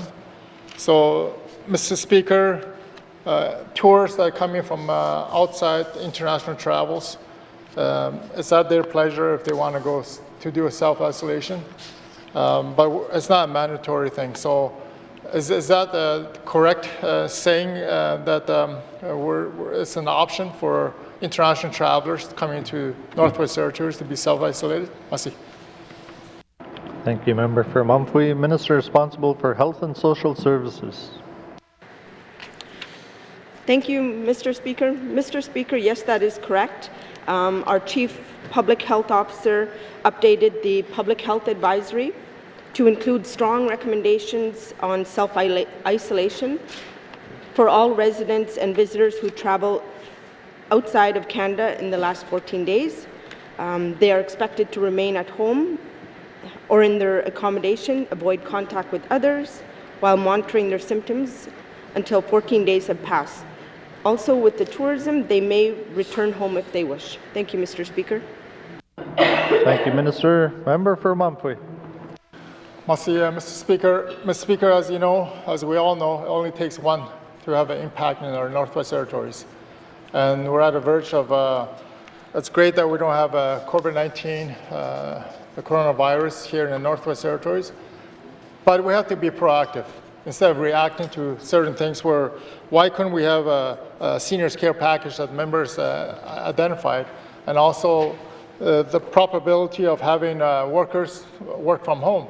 Those are some areas that we can easily do within our mandate as a government of Northwest Territories. I'm afraid that if we're not proactive being on self-isolation with international tourists coming into Northwest Territories, we may be impacted. And we're trying to prevent that from happening, Mr. Speaker. Mr. Speaker, I highly encourage this government to seriously consider that. Obviously, we have to work with public medical officers as well. Mr. Speaker, second question I have, obviously pertaining to seniors' home, not only my region, but other regions as well. That is, we have workers traveling south with their kids, spring break, and obviously they'll be coming home. There again, we're advising them to be self-isolated, but they will be returning to work, and whatever they bring back, the most vulnerable is the seniors. So what is the Department of Health doing with a seniors' home in our ridings to deal with this area? Mr. Speaker. Thank you, Member. Minister of Health and Social Services. Thank you, Mr. Speaker. Mr. Speaker, the long-term care facilities have been provided targeted advice on heightened protections, given that seniors are a risk of more serious complications and outcomes as a result of this disease. The Chief Public Health Officer is briefing the long-term care facilities and strongly advising that that everyone takes precautions. So this is all the things that we're discussing right now. Thank you, Mr. Speaker. Thank you, Minister. Member for Mumfree. Merci, Mr. Speaker. Mr. Speaker, in the past, we have closed the doors to the public in the past. When flu season came around, there was a direct impact on the seniors. We have done that. We have the authority to do that. So I'm advising the minister to follow up on that with the communities, health organizers. Mr. Speaker, I have a third question pertaining to school, the school closure. We have the highest person that advises us, a Chief Public Health Officer, advised today to close N.W.T schools until after Easter. And we're saying, well, it's up to the DEA to deal with that. But this is the highest decision maker coming down, advising us to close our schools. And here we're still debating that. Mr. Speaker, I think we should follow through with that, in my view, Mr. Speaker. Thank you, Member for Mumfree. Minister responsible for Health and Social Services. Thank you, Mr. Speaker. Mr. Speaker, the member is correct. Our Chief Public Health Officer has closed down the schools, and now we're looking at other areas such as the child development centers or the seniors facilities. This is all work that's being taken place now, so it is something we will look at. Thank you, Mr. Speaker. Thank you, Minister. Final short supplementary, Member for Mumfree. Mr. Speaker, Mr. Speaker, you know, around us throughout Canada, a lot of activities are happening. There's a lot of closures, whether it be schools, public places, and so forth. And here we're reacting slowly to it. And we need to be proactive as a government going forward. Mr. Speaker, the final question I have obviously pertaining to industry. Mine workers, you know, as I stated in my report, the Baffin Iron Mines tells its Nunavut workers to stay home to limit COVID-19. What is our stand? Because we have so many workers that interacts with international workers as well at the mine site. So what is our stand as a N.W.T working with the mine workers? Masi. Thank you, Member for Mumfway. Minister of Health and Social Services. Thank you, Mr. Speaker. At this point, this is ongoing work that is taking place. Our department is working day and night to ensure that we keep on top of what's going on with this coronavirus, and we are looking at the things like the mine and, you know, all the other departments, because this is important. Like, this is stuff that requires a lot of work, and that's what we're working on. Thank you, Mr. Speaker. Thank you, Minister. Oral questions. Member for N.W.T. Thank you, Mr. Speaker. Mr. Speaker, my questions are for today for the Health Minister on action plan for COVID-19 for my riding in N.W.T and all small communities across the territory. Mr. Speaker, what kind of for isolation equipment, oxygen machines, portable oxygen machines, are they being sent into our communities? Do they have to be called out of Inuvik to be sent into the community? How does that work, Mr. Speaker? Thank you. Thank you, Member for N.W.T. Minister of Health and Social Services. Thank you, Mr. Speaker. Mr. Speaker, all communities have the necessary personal protective equipment supplies on hand to respond to this virus and the infectious disease. It is important to remember that we work with all of our small communities, and, you know, it's important that it's not getting into the communities, and the equipment in the communities, most of the equipment in the smaller communities are supplied, and we have measures out there. Thank you, Mr. Speaker. Sir, Member for N.W.T.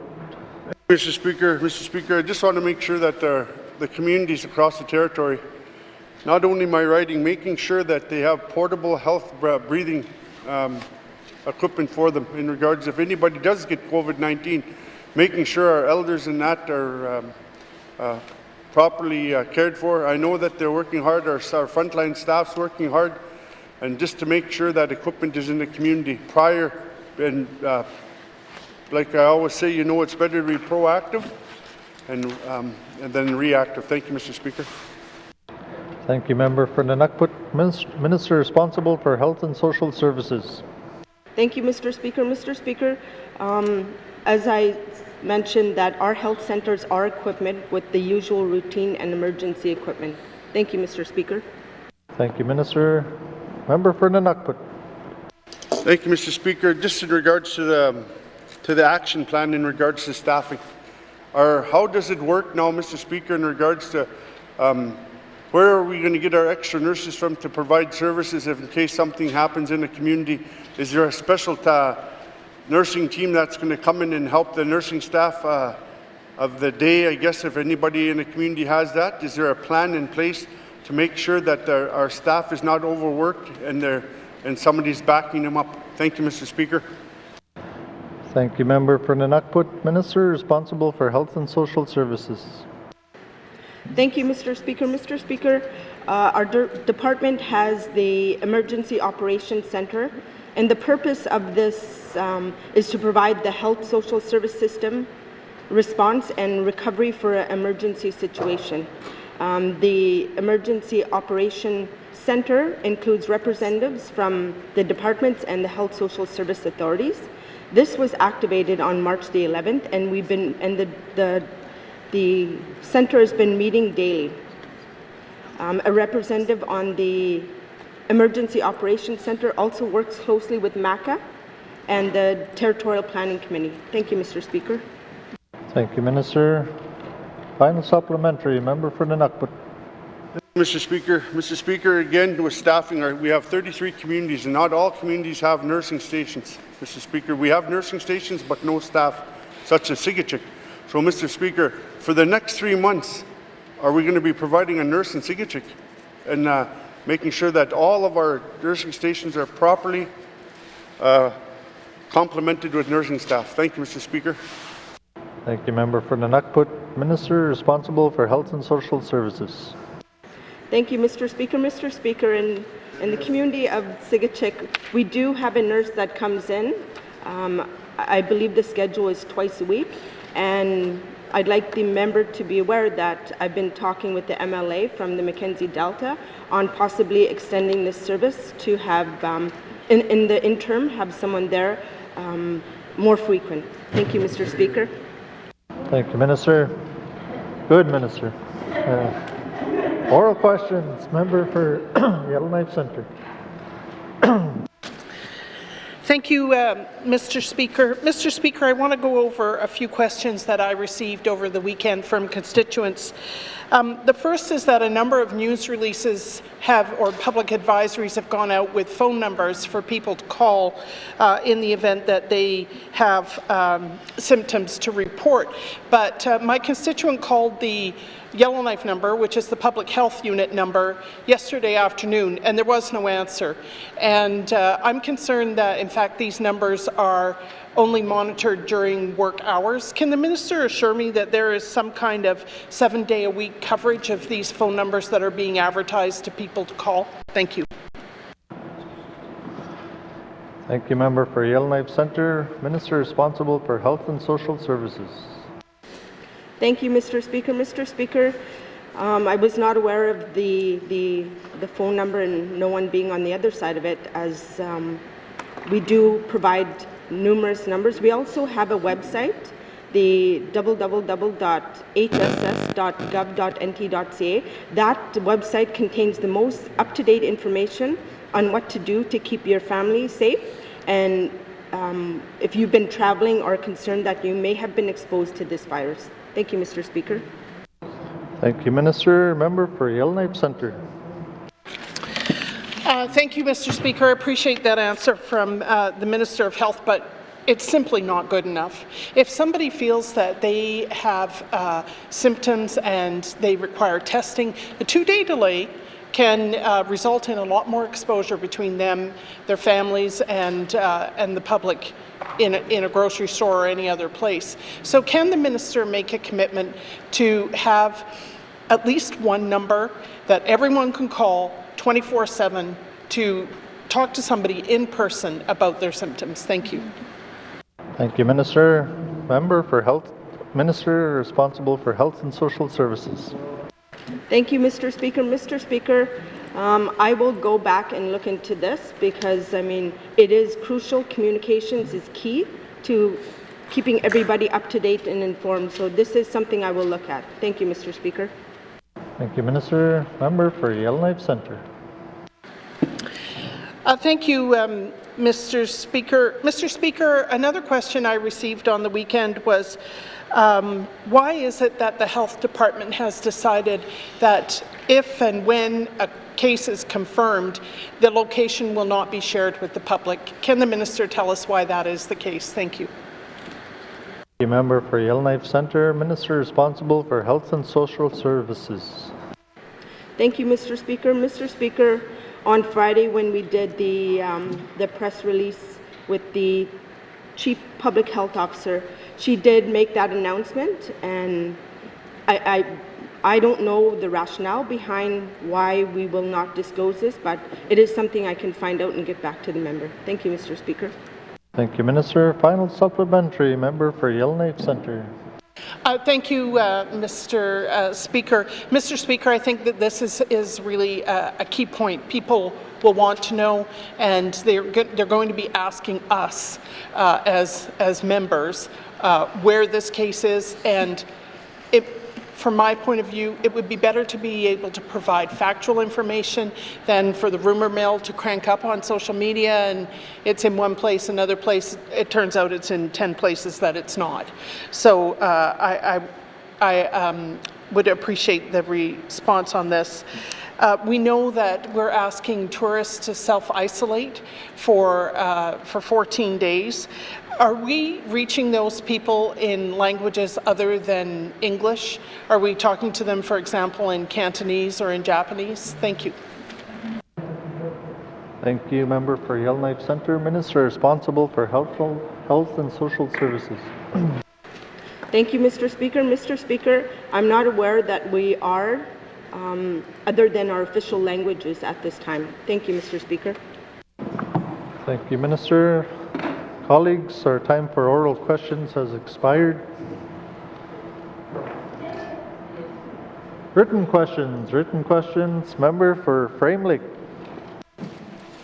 Merci, Monsieur le Président. I have 3 written questions today. First written question, contracts for work related to the Slave Geological Province. My question is for the Minister of Infrastructure. Please provide a list of all contracts entered into by N.W.T for work related to the Slave Geological Province Road from September 1st, 2015 to present, and 1, indicate the date of the contract signing, date of completion or anticipated completion, whether the contract was sole sourced, the value of the contract, the general purpose or scope of work, whether there were any financial or scope amendments, and a summary of same, the name and location of the contractor, and 2, in providing the list of contracts, I indicate whether any under the business incentive policy and receive such consideration in the evaluation of bids or proposals, and 3, what future actions are planned to maximize northern employment training and business opportunities and future contracts related to the Slave Geological Province Road. Number 2, Mr. Speaker, Pointed Mountain Gas Field Compliance and Reclamation. My questions are for the Minister of Lands. The Pointed Mountain Gas Field near Fort Liard went into production in 1972 under British Petroleum Canada and stopped in 2001. The site was acquired in 2010 by Apache Canada, and the name of the owner was changed to Paramount Resources in 2017. There's currently a land use permit covering the site until June 4, 2022, but no water license. A Government of the Northwest Territories inspection of the site was carried out on July 24, 2018, and on June 5, 2019, the owner was notified that the site was in violation of the Waters Act. What, if any, enforcement action has been taken against the owner of the Pointed Mountain gas field? And 1, what, if any, financial security is held for the Pointed Mountain gas field, including the form and amount of such financial security? 2, whether there is a current and approved closure and reclamation plan for the site and all its facilities? And 3, whether there is a current cost estimate for the full and final closure and reclamation of the site and the amount of that cost estimate? 4, if there is no current and approved closure and reclamation plan and no current cost estimate for the closure and reclamation of the site, what further action does the Minister intend to take, and when? Number 3, Mr. Speaker, Commissioners Land Act security deposits. My questions are for the Minister of Lands. Section 3.1 of the Commissioners Land Act establishes the requirement for the posting of security, the factors for determining security amount, for restoration of lands, and for refund of security. Please provide a listing of the commercial and industrial leases on Commissioners' lands issued since February 15, 2011, including the lease number, general location, issue date, amount, and form of security, and 1, whether an exemption was granted under any leases from the requirement to provide security, including the reasons why the exemption was granted. 2, a general explanation of how the amount of security is calculated under this regime. 3, a general explanation of how the posting of security is managed and tracked under this regime. And 4, in instances where securities have been returned, the amount and reasons for return of security. Merci, Mr. Speaker. Thank you, Member for Frame Lake. Returns to written questions. Returns to written questions. Replies to Commissioner's address. Replies to Commissioner's address. Petitions. Petitions. Reports of committees on the review of bills. Reports of committees on the review of bills. Reports of standing and special committees. Reports of standing and special committees. Tabling of documents. Minister of Finance. Mr. Speaker, I wish to table the following document. Interim estimates, operation expenditures, April 1st to June 30th, 2020. Thank you, Mr. Speaker. Thank you, Minister. Tabling of documents. Minister responsible for the Northwest Territories Power Corporation. Thank you, Mr. Speaker. Mr. Speaker, I wish to table the following two documents. A letter from the President of the Northwest Territories Power Corporation to Minister regarding the 2019-2020 capital spending budget and the 2020-21 corporate plan in Northwest Territories Power Corporation and the Northwest Territories Hydro Corporation. Thank you, Mr. Speaker. Thank you, Minister. Tabling of documents. Tabling of documents. Notices of motion. Notices of motion. Member for Yellowknife North. Thank you, Mr. Speaker. I give notice that on Wednesday, March 18th, 2020, I will move the following motion. I move, seconded by the Honourable Member for Hay River North, that notwithstanding Rule 4, when this House adjourns on Monday, March 16th, 2020, it shall be adjourned until Tuesday, May 26th, 2020. And further, that at any time prior to May 26, 2020, if the Speaker is satisfied, after consultation with the Executive Council and members of the Legislative Assembly, that the public interest requires that the House should meet at an earlier time during the adjournment, or at a time later than the scheduled resumption of the House, the Speaker may give notice, and thereupon the House shall meet at the time stated in such notice, and shall transact its business as if it had been duly adjourned to that time. And Mr. Speaker, at the appropriate time, I will be seeking unanimous consent to deal with this motion today. Thank you, Member for Yellowknife North. Notices of motion. Notices of motion. Motions. Member for Yellowknife North. Thank you, Mr. Speaker. I am seeking unanimous consent to deal with the motion I gave notice of earlier today. Seeking unanimous consent to deal with the motion he gave notice of earlier today. Are there any nays? There are no nays. You may continue with your motion. Thank you, Mr. Speaker. I move, seconded by the Honourable Member for Hay River North, that notwithstanding Rule 4, when this House adjourns on Monday, March 16th, 2020, it shall be adjourned until Tuesday, May 26, 2020. And further, that any time prior to May 26, 2020, if the Speaker is satisfied, after consultation with the Executive Council and members of the Legislative Assembly, that the public interest requires that the House should meet at an earlier time during the adjournment, or at a time later than the scheduled resumption of the House, the Speaker may give notice, and thereupon the House shall meet at the time stated in such notice, and shall transact its business as if it had been duly adjourned to that time. Thank you, Mr. Speaker. Thank you. Motion is in order to the motion. Question has been called. All those in favor? All those opposed? Any abstentions? The motion is carried. Motions. Motions. Notice is a motion for the first reading of bills. Notice is a motion for the first reading of bills. First reading of bills. Minister of Finance. Mr. Speaker, I move, seconded by the Honourable Member from Nahende, that Bill 4, Supplementary Appropriation Act, Infrastructure Expenditures, No. 1, 2020-2021, be read for the first time. Thank you, Mr. Speaker. Motion is in order. The motion is non-debatable. All those in favor? All those opposed? Any abstentions? Bill 1 has had first reading.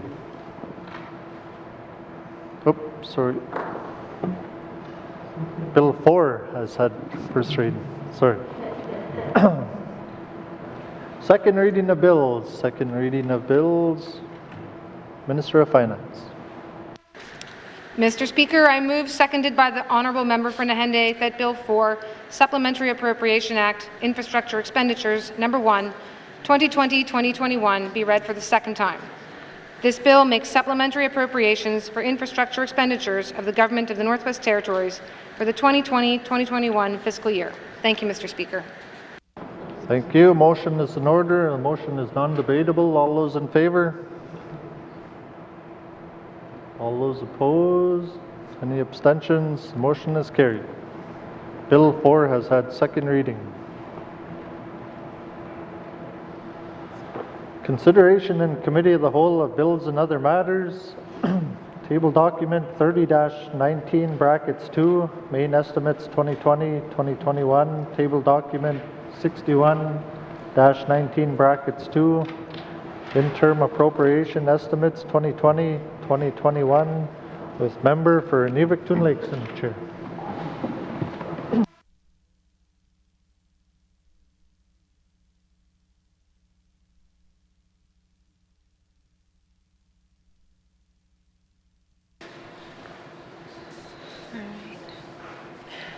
I'll call committee to order.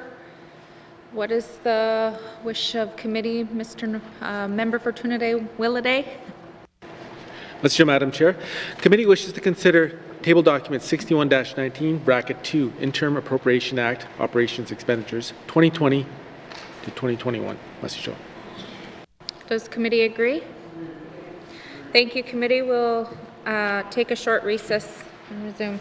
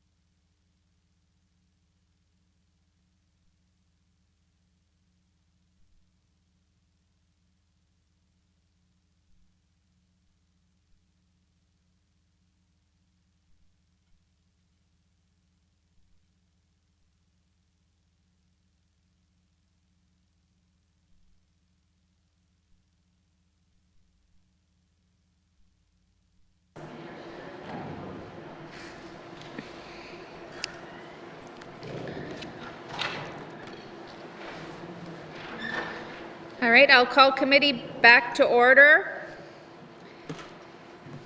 Committee, we have agreed to consider table document 61-19 brackets 2, the interim estimate operating expenditures for April 1st to June 30th, 2020. Does the Minister of Finance have any opening remarks?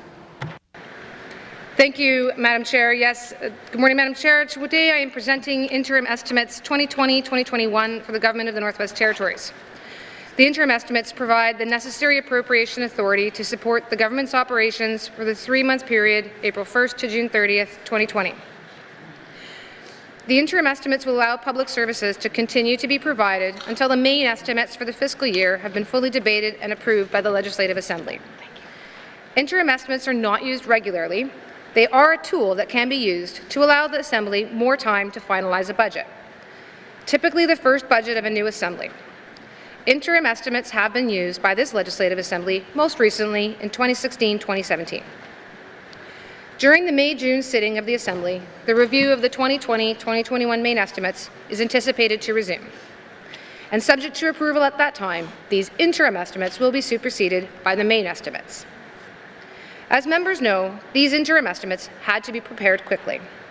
This current sitting of the Assembly will conclude today to allow members of the Legislative Assembly and the territorial public service to focus its efforts on preparing for and responding to COVID-19. Departments worked together to bring these interim estimates before us today. These estimates include the following. Amounts required for the first 3 months were used, as identified by all departments as part of the development of the main estimates 2020-2021 process. An exception to this approach was required to address contracts, grants and contributions in a way that will ensure compliance with the Financial Administration Act, or FAA.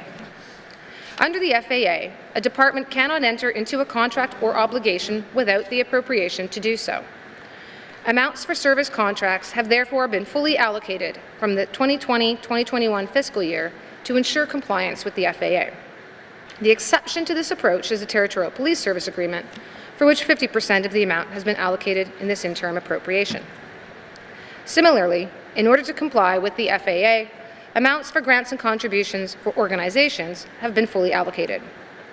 The only exceptions with respect to the full allocation of grants and contributions were for larger entities such as education authorities, health and social service authorities, and the N.W.T. Housing Corporation. These entities have been funded based on their cash requirements for the interim period.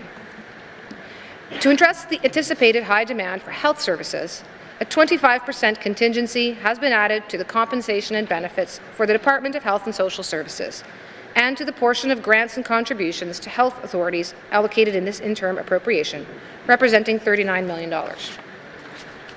To address any increase to the Income Assistance Program, a 25% contingency has been added to the Department of Education, Culture and Employment budget for this item, representing $1.8 million. To ensure a sufficient appropriation for all departments to the end of the interim period, a 5% contingency has also been allocated, representing $41 million. The proposed interim estimates total $872 million. These estimates also include $615,000 for a dialysis unit in Hay River within Health and Social Services Authority and $600,000 for Indigenous language revitalization in education, culture and employment. This will allow funding for these important matters during the interim period. That concludes my opening remarks. Thank you, Minister. Do you have witnesses? Yes, I do. Sergeant at Arms, can you escort the witnesses to the chamber, please?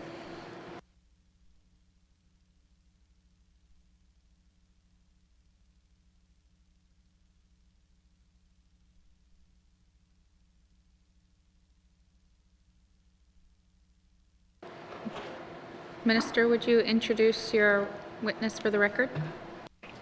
Thank you, Madam Chair. Madam Chair, I have Mr. Sandy D. Calgut-Carr beside me. He is the Deputy Minister of Finance. Thank you.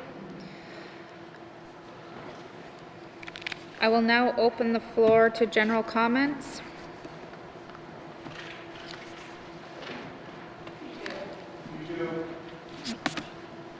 Oh, member for Frame Lake.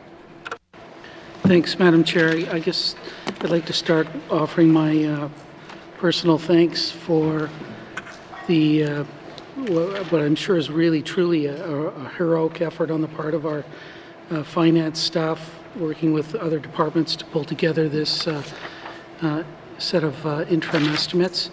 And I do personally want to thank them all for that work that they had to do over the weekend. I have one question, though. It's about the 5% contingency that the minister noted in her opening remarks. I'd like to know whether that 5% contingency includes contracts and grants and contributions. Thanks, Madam Chair. Thank you. Member for Frame Lake. Minister? Thank you, Madam Chair. Yes, Madam Chair, this, I appreciate the member's comments. The department did work tremendous hours over the last many days. Other departments did as well as at the same time dealing with their COVID planning. So the 5% is not meant to go on top of grants, contributions, etc. At least not initially, it was not. There were different individuals working on this, and in the bit of the rush, and the fact that we wanted to get this before committee here today, for Lands, Legislative Assembly, ITI, and the Health and Social Services Authority, there is an additional 5% on their contracts amount. This results in approximately $3.5 million. $2 million of which actually is going to go to the Health Authority.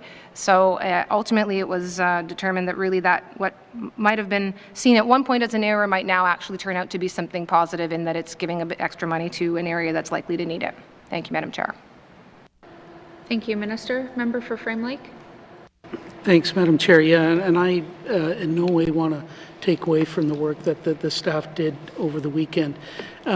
So if these departments, the 5% contingency was applied, this is something that can still be squared up when we get the main estimates when we sit next in May, June. That's where this can be squared up. Thanks, Madam Chair. Thank you, Member. Minister? Thank you, Madam Chair. Yeah, Madam Chair, there was no intention to permanently add to the base budget for contracts or grants and contributions in these areas. So we'll certainly make sure that to have another look at that when the time comes in May and June. Thank you, Madam Chair. Thank you, Minister. Are there any further questions under general comments? Seeing no further general comments, we'll review the supplementary estimates by department. The committee has agreed to begin the review with, summary of interim estimates by department, and we will start with the Legislative Assembly.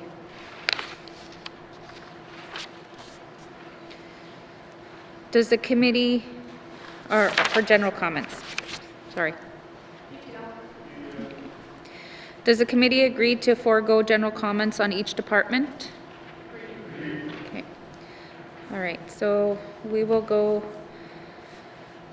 into Department Legislative Assembly. Questions? All right, so Schedule 1, Operations Expenditure Department, Legislative Assembly, Appropriation Authority required $8,712,000. Does committee agree? Thank you, committee. We will move on to Department Education, Culture and Employment. Any questions? Seeing no questions, summary of interim estimates, Department Education, Culture and Employment, Appropriation Authority required $126,592,000. Does committee agree? Thank you. We will continue on.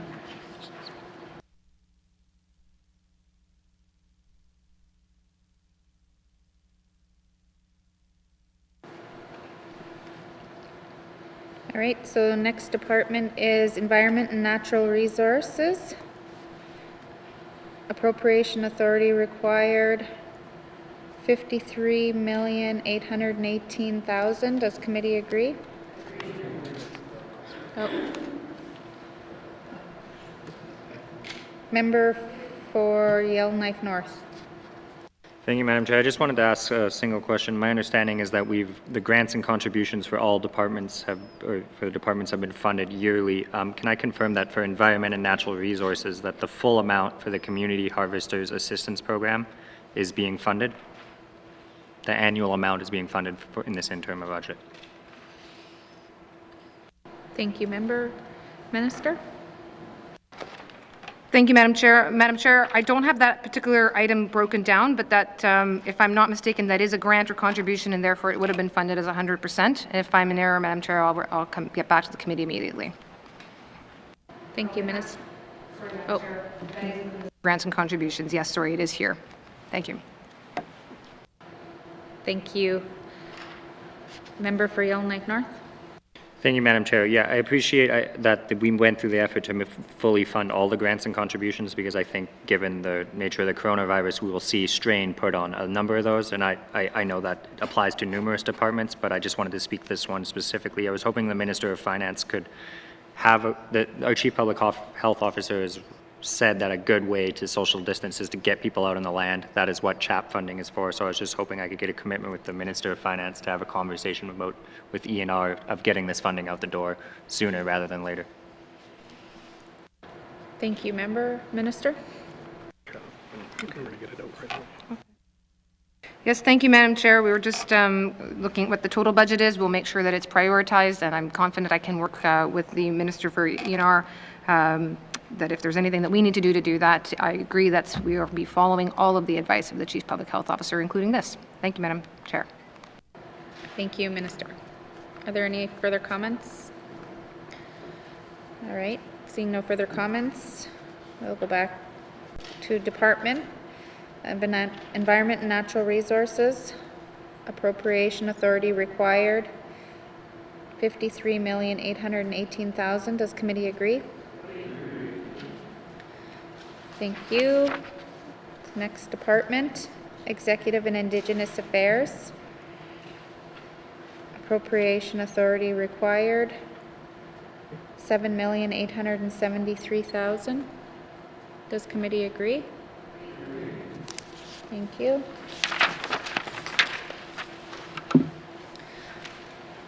Next department, Department of Finance. Appropriation authority required $110,260,000. Is it? Yeah. $110,265,000. Does committee agree? Thank you. Department Health and Social Services. Appropriation authority required $268,147,000. Does committee agree? Member for Hay River South.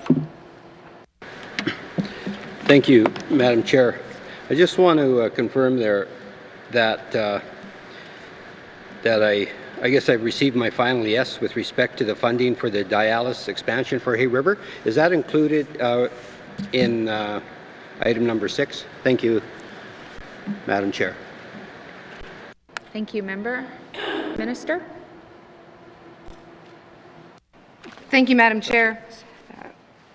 Yes, Madam Chair, there it's under contributions, Madam Chair, and yes, it is, I can confirm it is included here in this appropriation. Thank you, Minister. Member for Hay River South? Thank you, Madam Chair. That's all. Thank you. Member for Yellowknife North? Thank you, Madam Chair. I appreciate that we provided a 25% increase to compensation and benefits, I believe, for health and social services to, allow some of our nurses to, there'll likely be overtime. Can I just get a sense from the minister, if the coronavirus increases in health and social services goes beyond the budgeted amount, does that become a cash flow problem? I want to make sure that they have access to resources to deal with this, and how would that work if they spend this money? Thank you. Thank you, Member. Minister? Thank you, Madam Chair. So, Madam Chair, all departments have a 5% contingency as well, which I realize isn't a large cushion on top of 25, but there is some additional cushion. And certainly if this, I guess what I want to say, number one, is that no one should be worrying about their salary at this point in time, and that if the Department of Finance has to use tools within its disposal, it will do that, so that nobody should be worrying about their salary right now, that we will sort out what we need to sort out to make sure that everyone gets paid to do the work they need to do to keep people safe. Thank you, Madam Chair. Thank you, Minister. Member for Yellowknife. Okay. Are there any further questions? If there are no further questions, we'll go back to Department of Health and Social Services. Appropriation authority required, $268,147,000. Does committee agree? Next department, Industry, Tourism and Investment. Appropriation authority required, $36,615,000. Does committee agree? Thank you. Department of Infrastructure. Appropriation authority required, $140,005,000. Does committee agree? Thank you.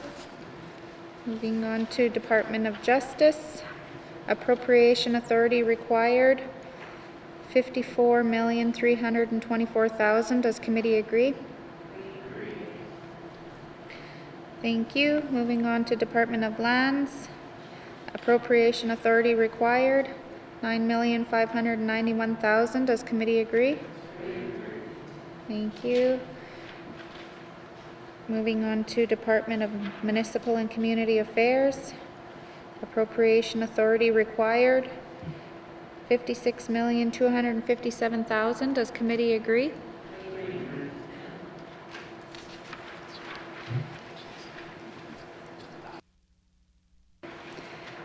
All right, so now we'll move on to Operation Expenditures Appropriation total.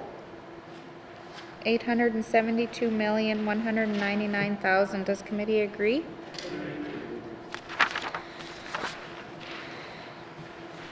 Under Schedule 2, establishing borrowing limits for the Government of the Northwest Territories, appropriation authority required, $940,471,000. Does committee agree? Okay. Thank you, committee. Do you agree that you have concluded consideration of table document 61-19 brackets 2, the interim estimate operation expenditures April 1st to June 30th, 2020? Thank you, Minister, and thank you to the witness and Sergeant at Arms. Can you please escort the witness out?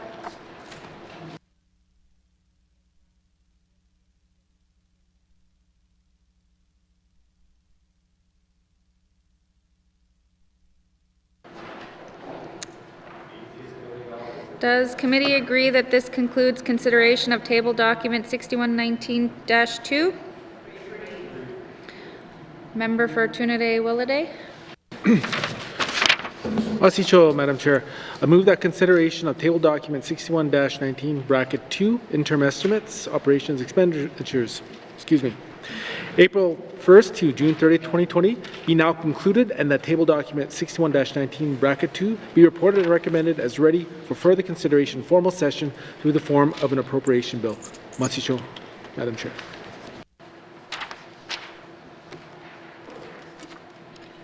The motion is in order. To the motion. Question has been called. All those in favor? All those opposed? Abstentions? The motion is carried. Table document 61-19 brackets 2 will be reported as ready for consideration in a informal session through the form of an appropriation bill. Member for Trinidad-Willowday. The chair rise and appoint. Mr. Madam Chair, I move that the chair rise and propose progress. All right. There's a motion on the floor to report progress. The motion is in order and non-debatable. All those in favor? Opposed? Abstentions? The motion is carried, and I will now rise and report progress.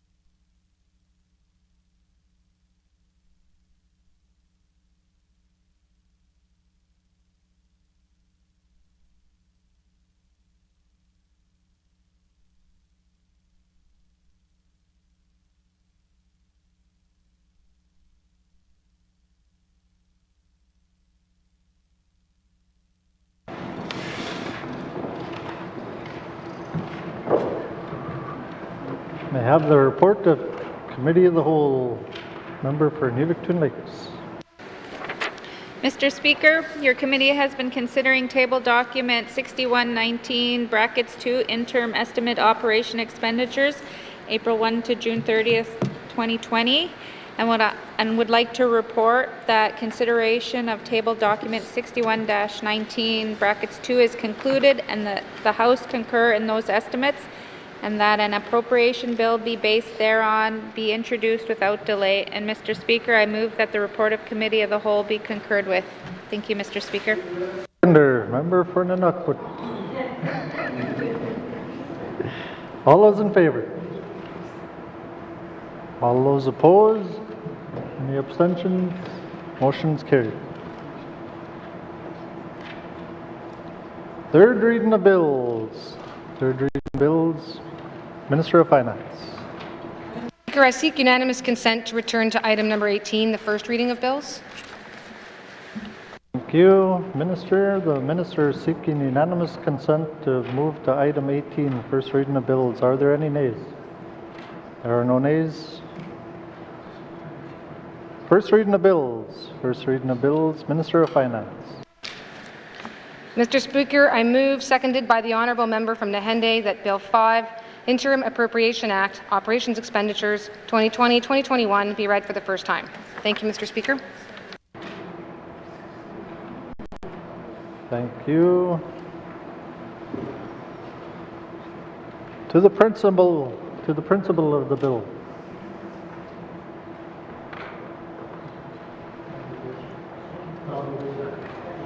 Oh, the motion's in order and non-debatable. All those in favor? All those opposed? Any abstentions? Motion is carried. Bill 4 has had first reading. Or Bill 5?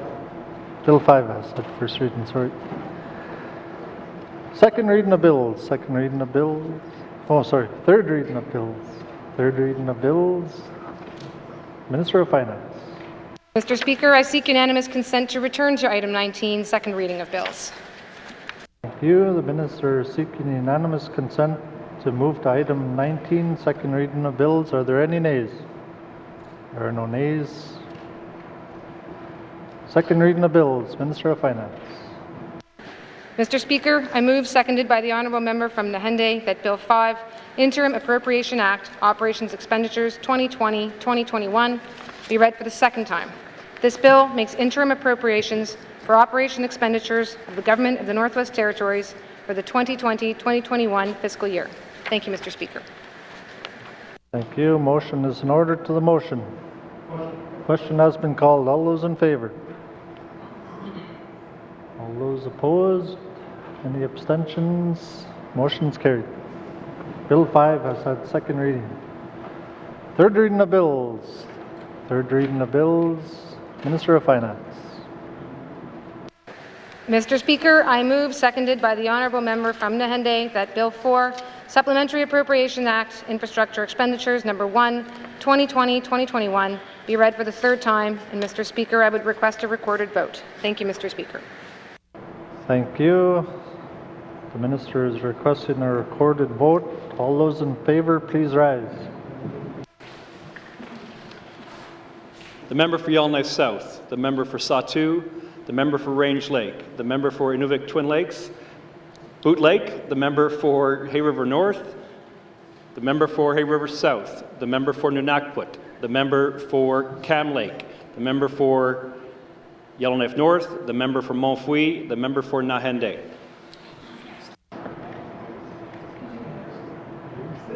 All those opposed, please rise. Any abstentions, please rise. The member for Yellowknife Centre, the member for Tunada-Welladay, the member for Frame Lake.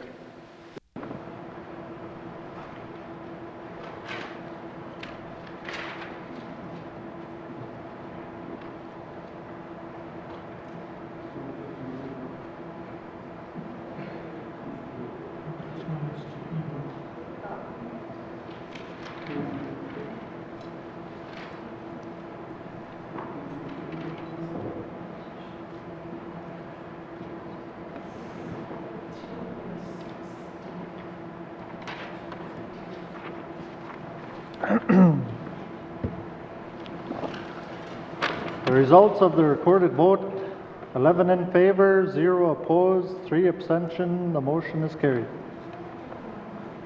Bill 4 has had first reading. Third reading, sorry. Must be Monday. Third reading of bills. Third reading of bills. Minister of Finance. Mr. Speaker, I move, seconded by the honourable member for Nahende, that Bill 5, Interim Appropriation Act, Operations Expenditures 2020-2021, be read for the third time. Mr. Speaker, I would request a recorded vote. Thank you, Mr. Speaker. Thank you. Motion is in order to the motion. Question has been called. The minister is requesting a recorded vote. All those in favor, please rise. The member for Yellowknife South, the member for Satu, the member for Range Lake, the member for Inuvik Boot Lake, the member for Hay River North, the member for Inuvik Twin Lakes, the member for Yellowknife Centre, the member for Hay River South, the member for Nunakput, the member for Tunada-Welladay, the member for Frame Lake, the member for Cam Lake, the member for Yellowknife North, the member for Montfouille, the member for Nahende.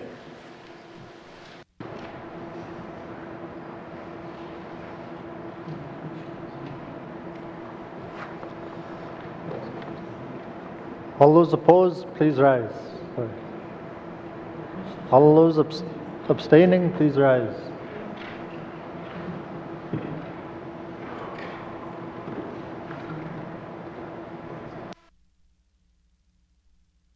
The results of the recorded vote, 15 in favor, 0 opposed, 0 abstentions. The motion is carried. Bill 5 has had third reading. Third reading of bills. Third reading of bills. Mr. Clerk, orders of the day. Oh, sorry. Mr. Clerk, will you Ascertain of the Commissioner of the Northwest Territories, the Honourable Margaret Tom, is ready to enter the chamber and to assent bills. Thank you.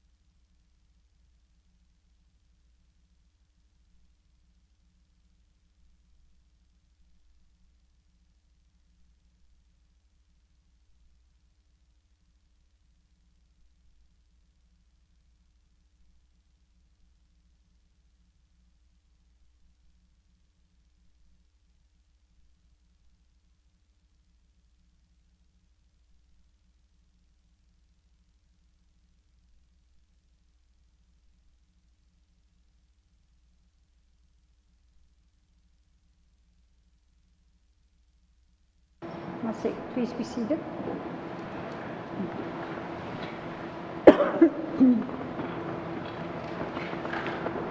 Good afternoon, Mr. Speaker, members of the Legislative Assembly. Thank you. Glad to see you here again. I'm glad that I'm very grateful that I'm going to talk to you. It's going to be for your work. I honor you. I am honored to be in this great house to address our government. As you are aware by now, we are saddened by the news that former Commissioner of the N.W.T, John Parker, passed away on March the 9th. He served as the Deputy Commissioner of the N.W.T from 1969 until 1967 until 1979, when he became Commissioner of the N.W.T and served in this position until he retired in 1989. Mr. Parker played a huge role in the shaping of our political arena in the Northwest Territories. He worked diligently with only the best interests of and for the betterment of all Northern residents. His hard work has allowed us to make decisions for ourselves as a distinct Northern Territory, and this helped to change how the world perceived us. Most importantly, John Parker gave us the power to govern ourselves. We honor that legacy he left us, and it is our responsibility to carry on this journey in a respectful way. We send our sincere condolences to his wife Helen and his family, and to all Northerners who crossed paths with John and became lifelong friends. May his journey to the spirit world be a peaceful one.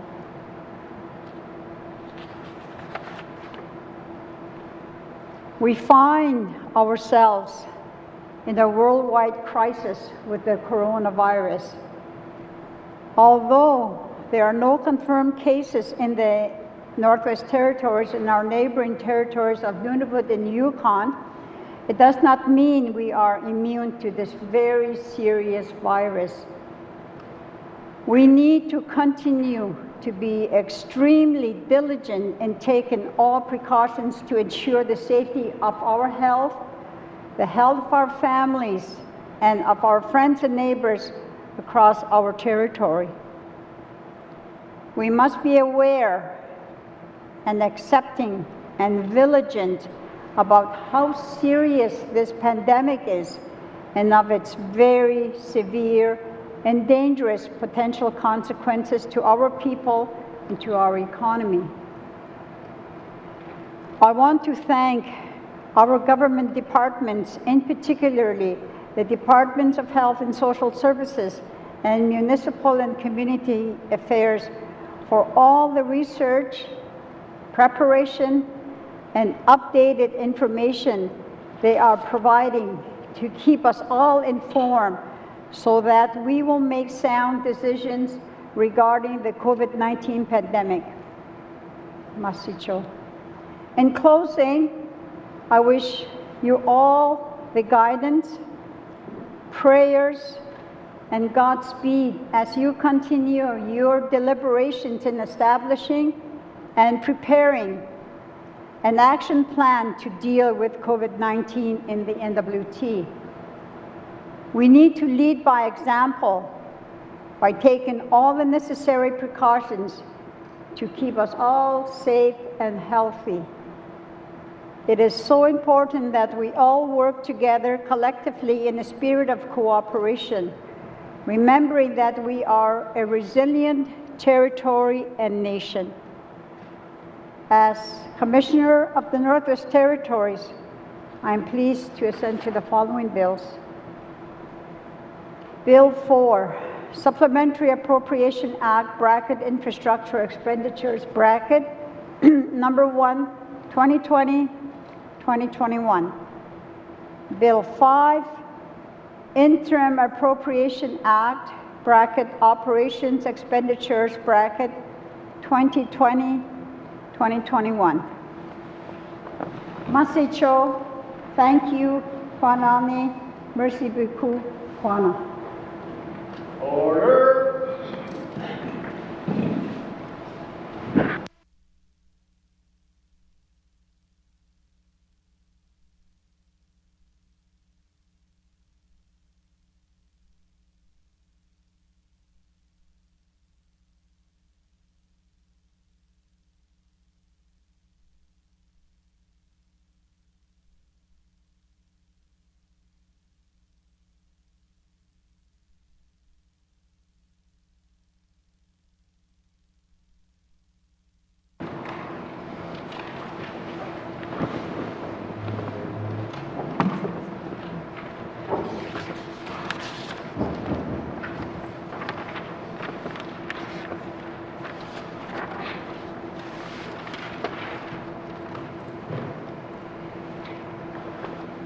Mr. Clerk, orders of the day.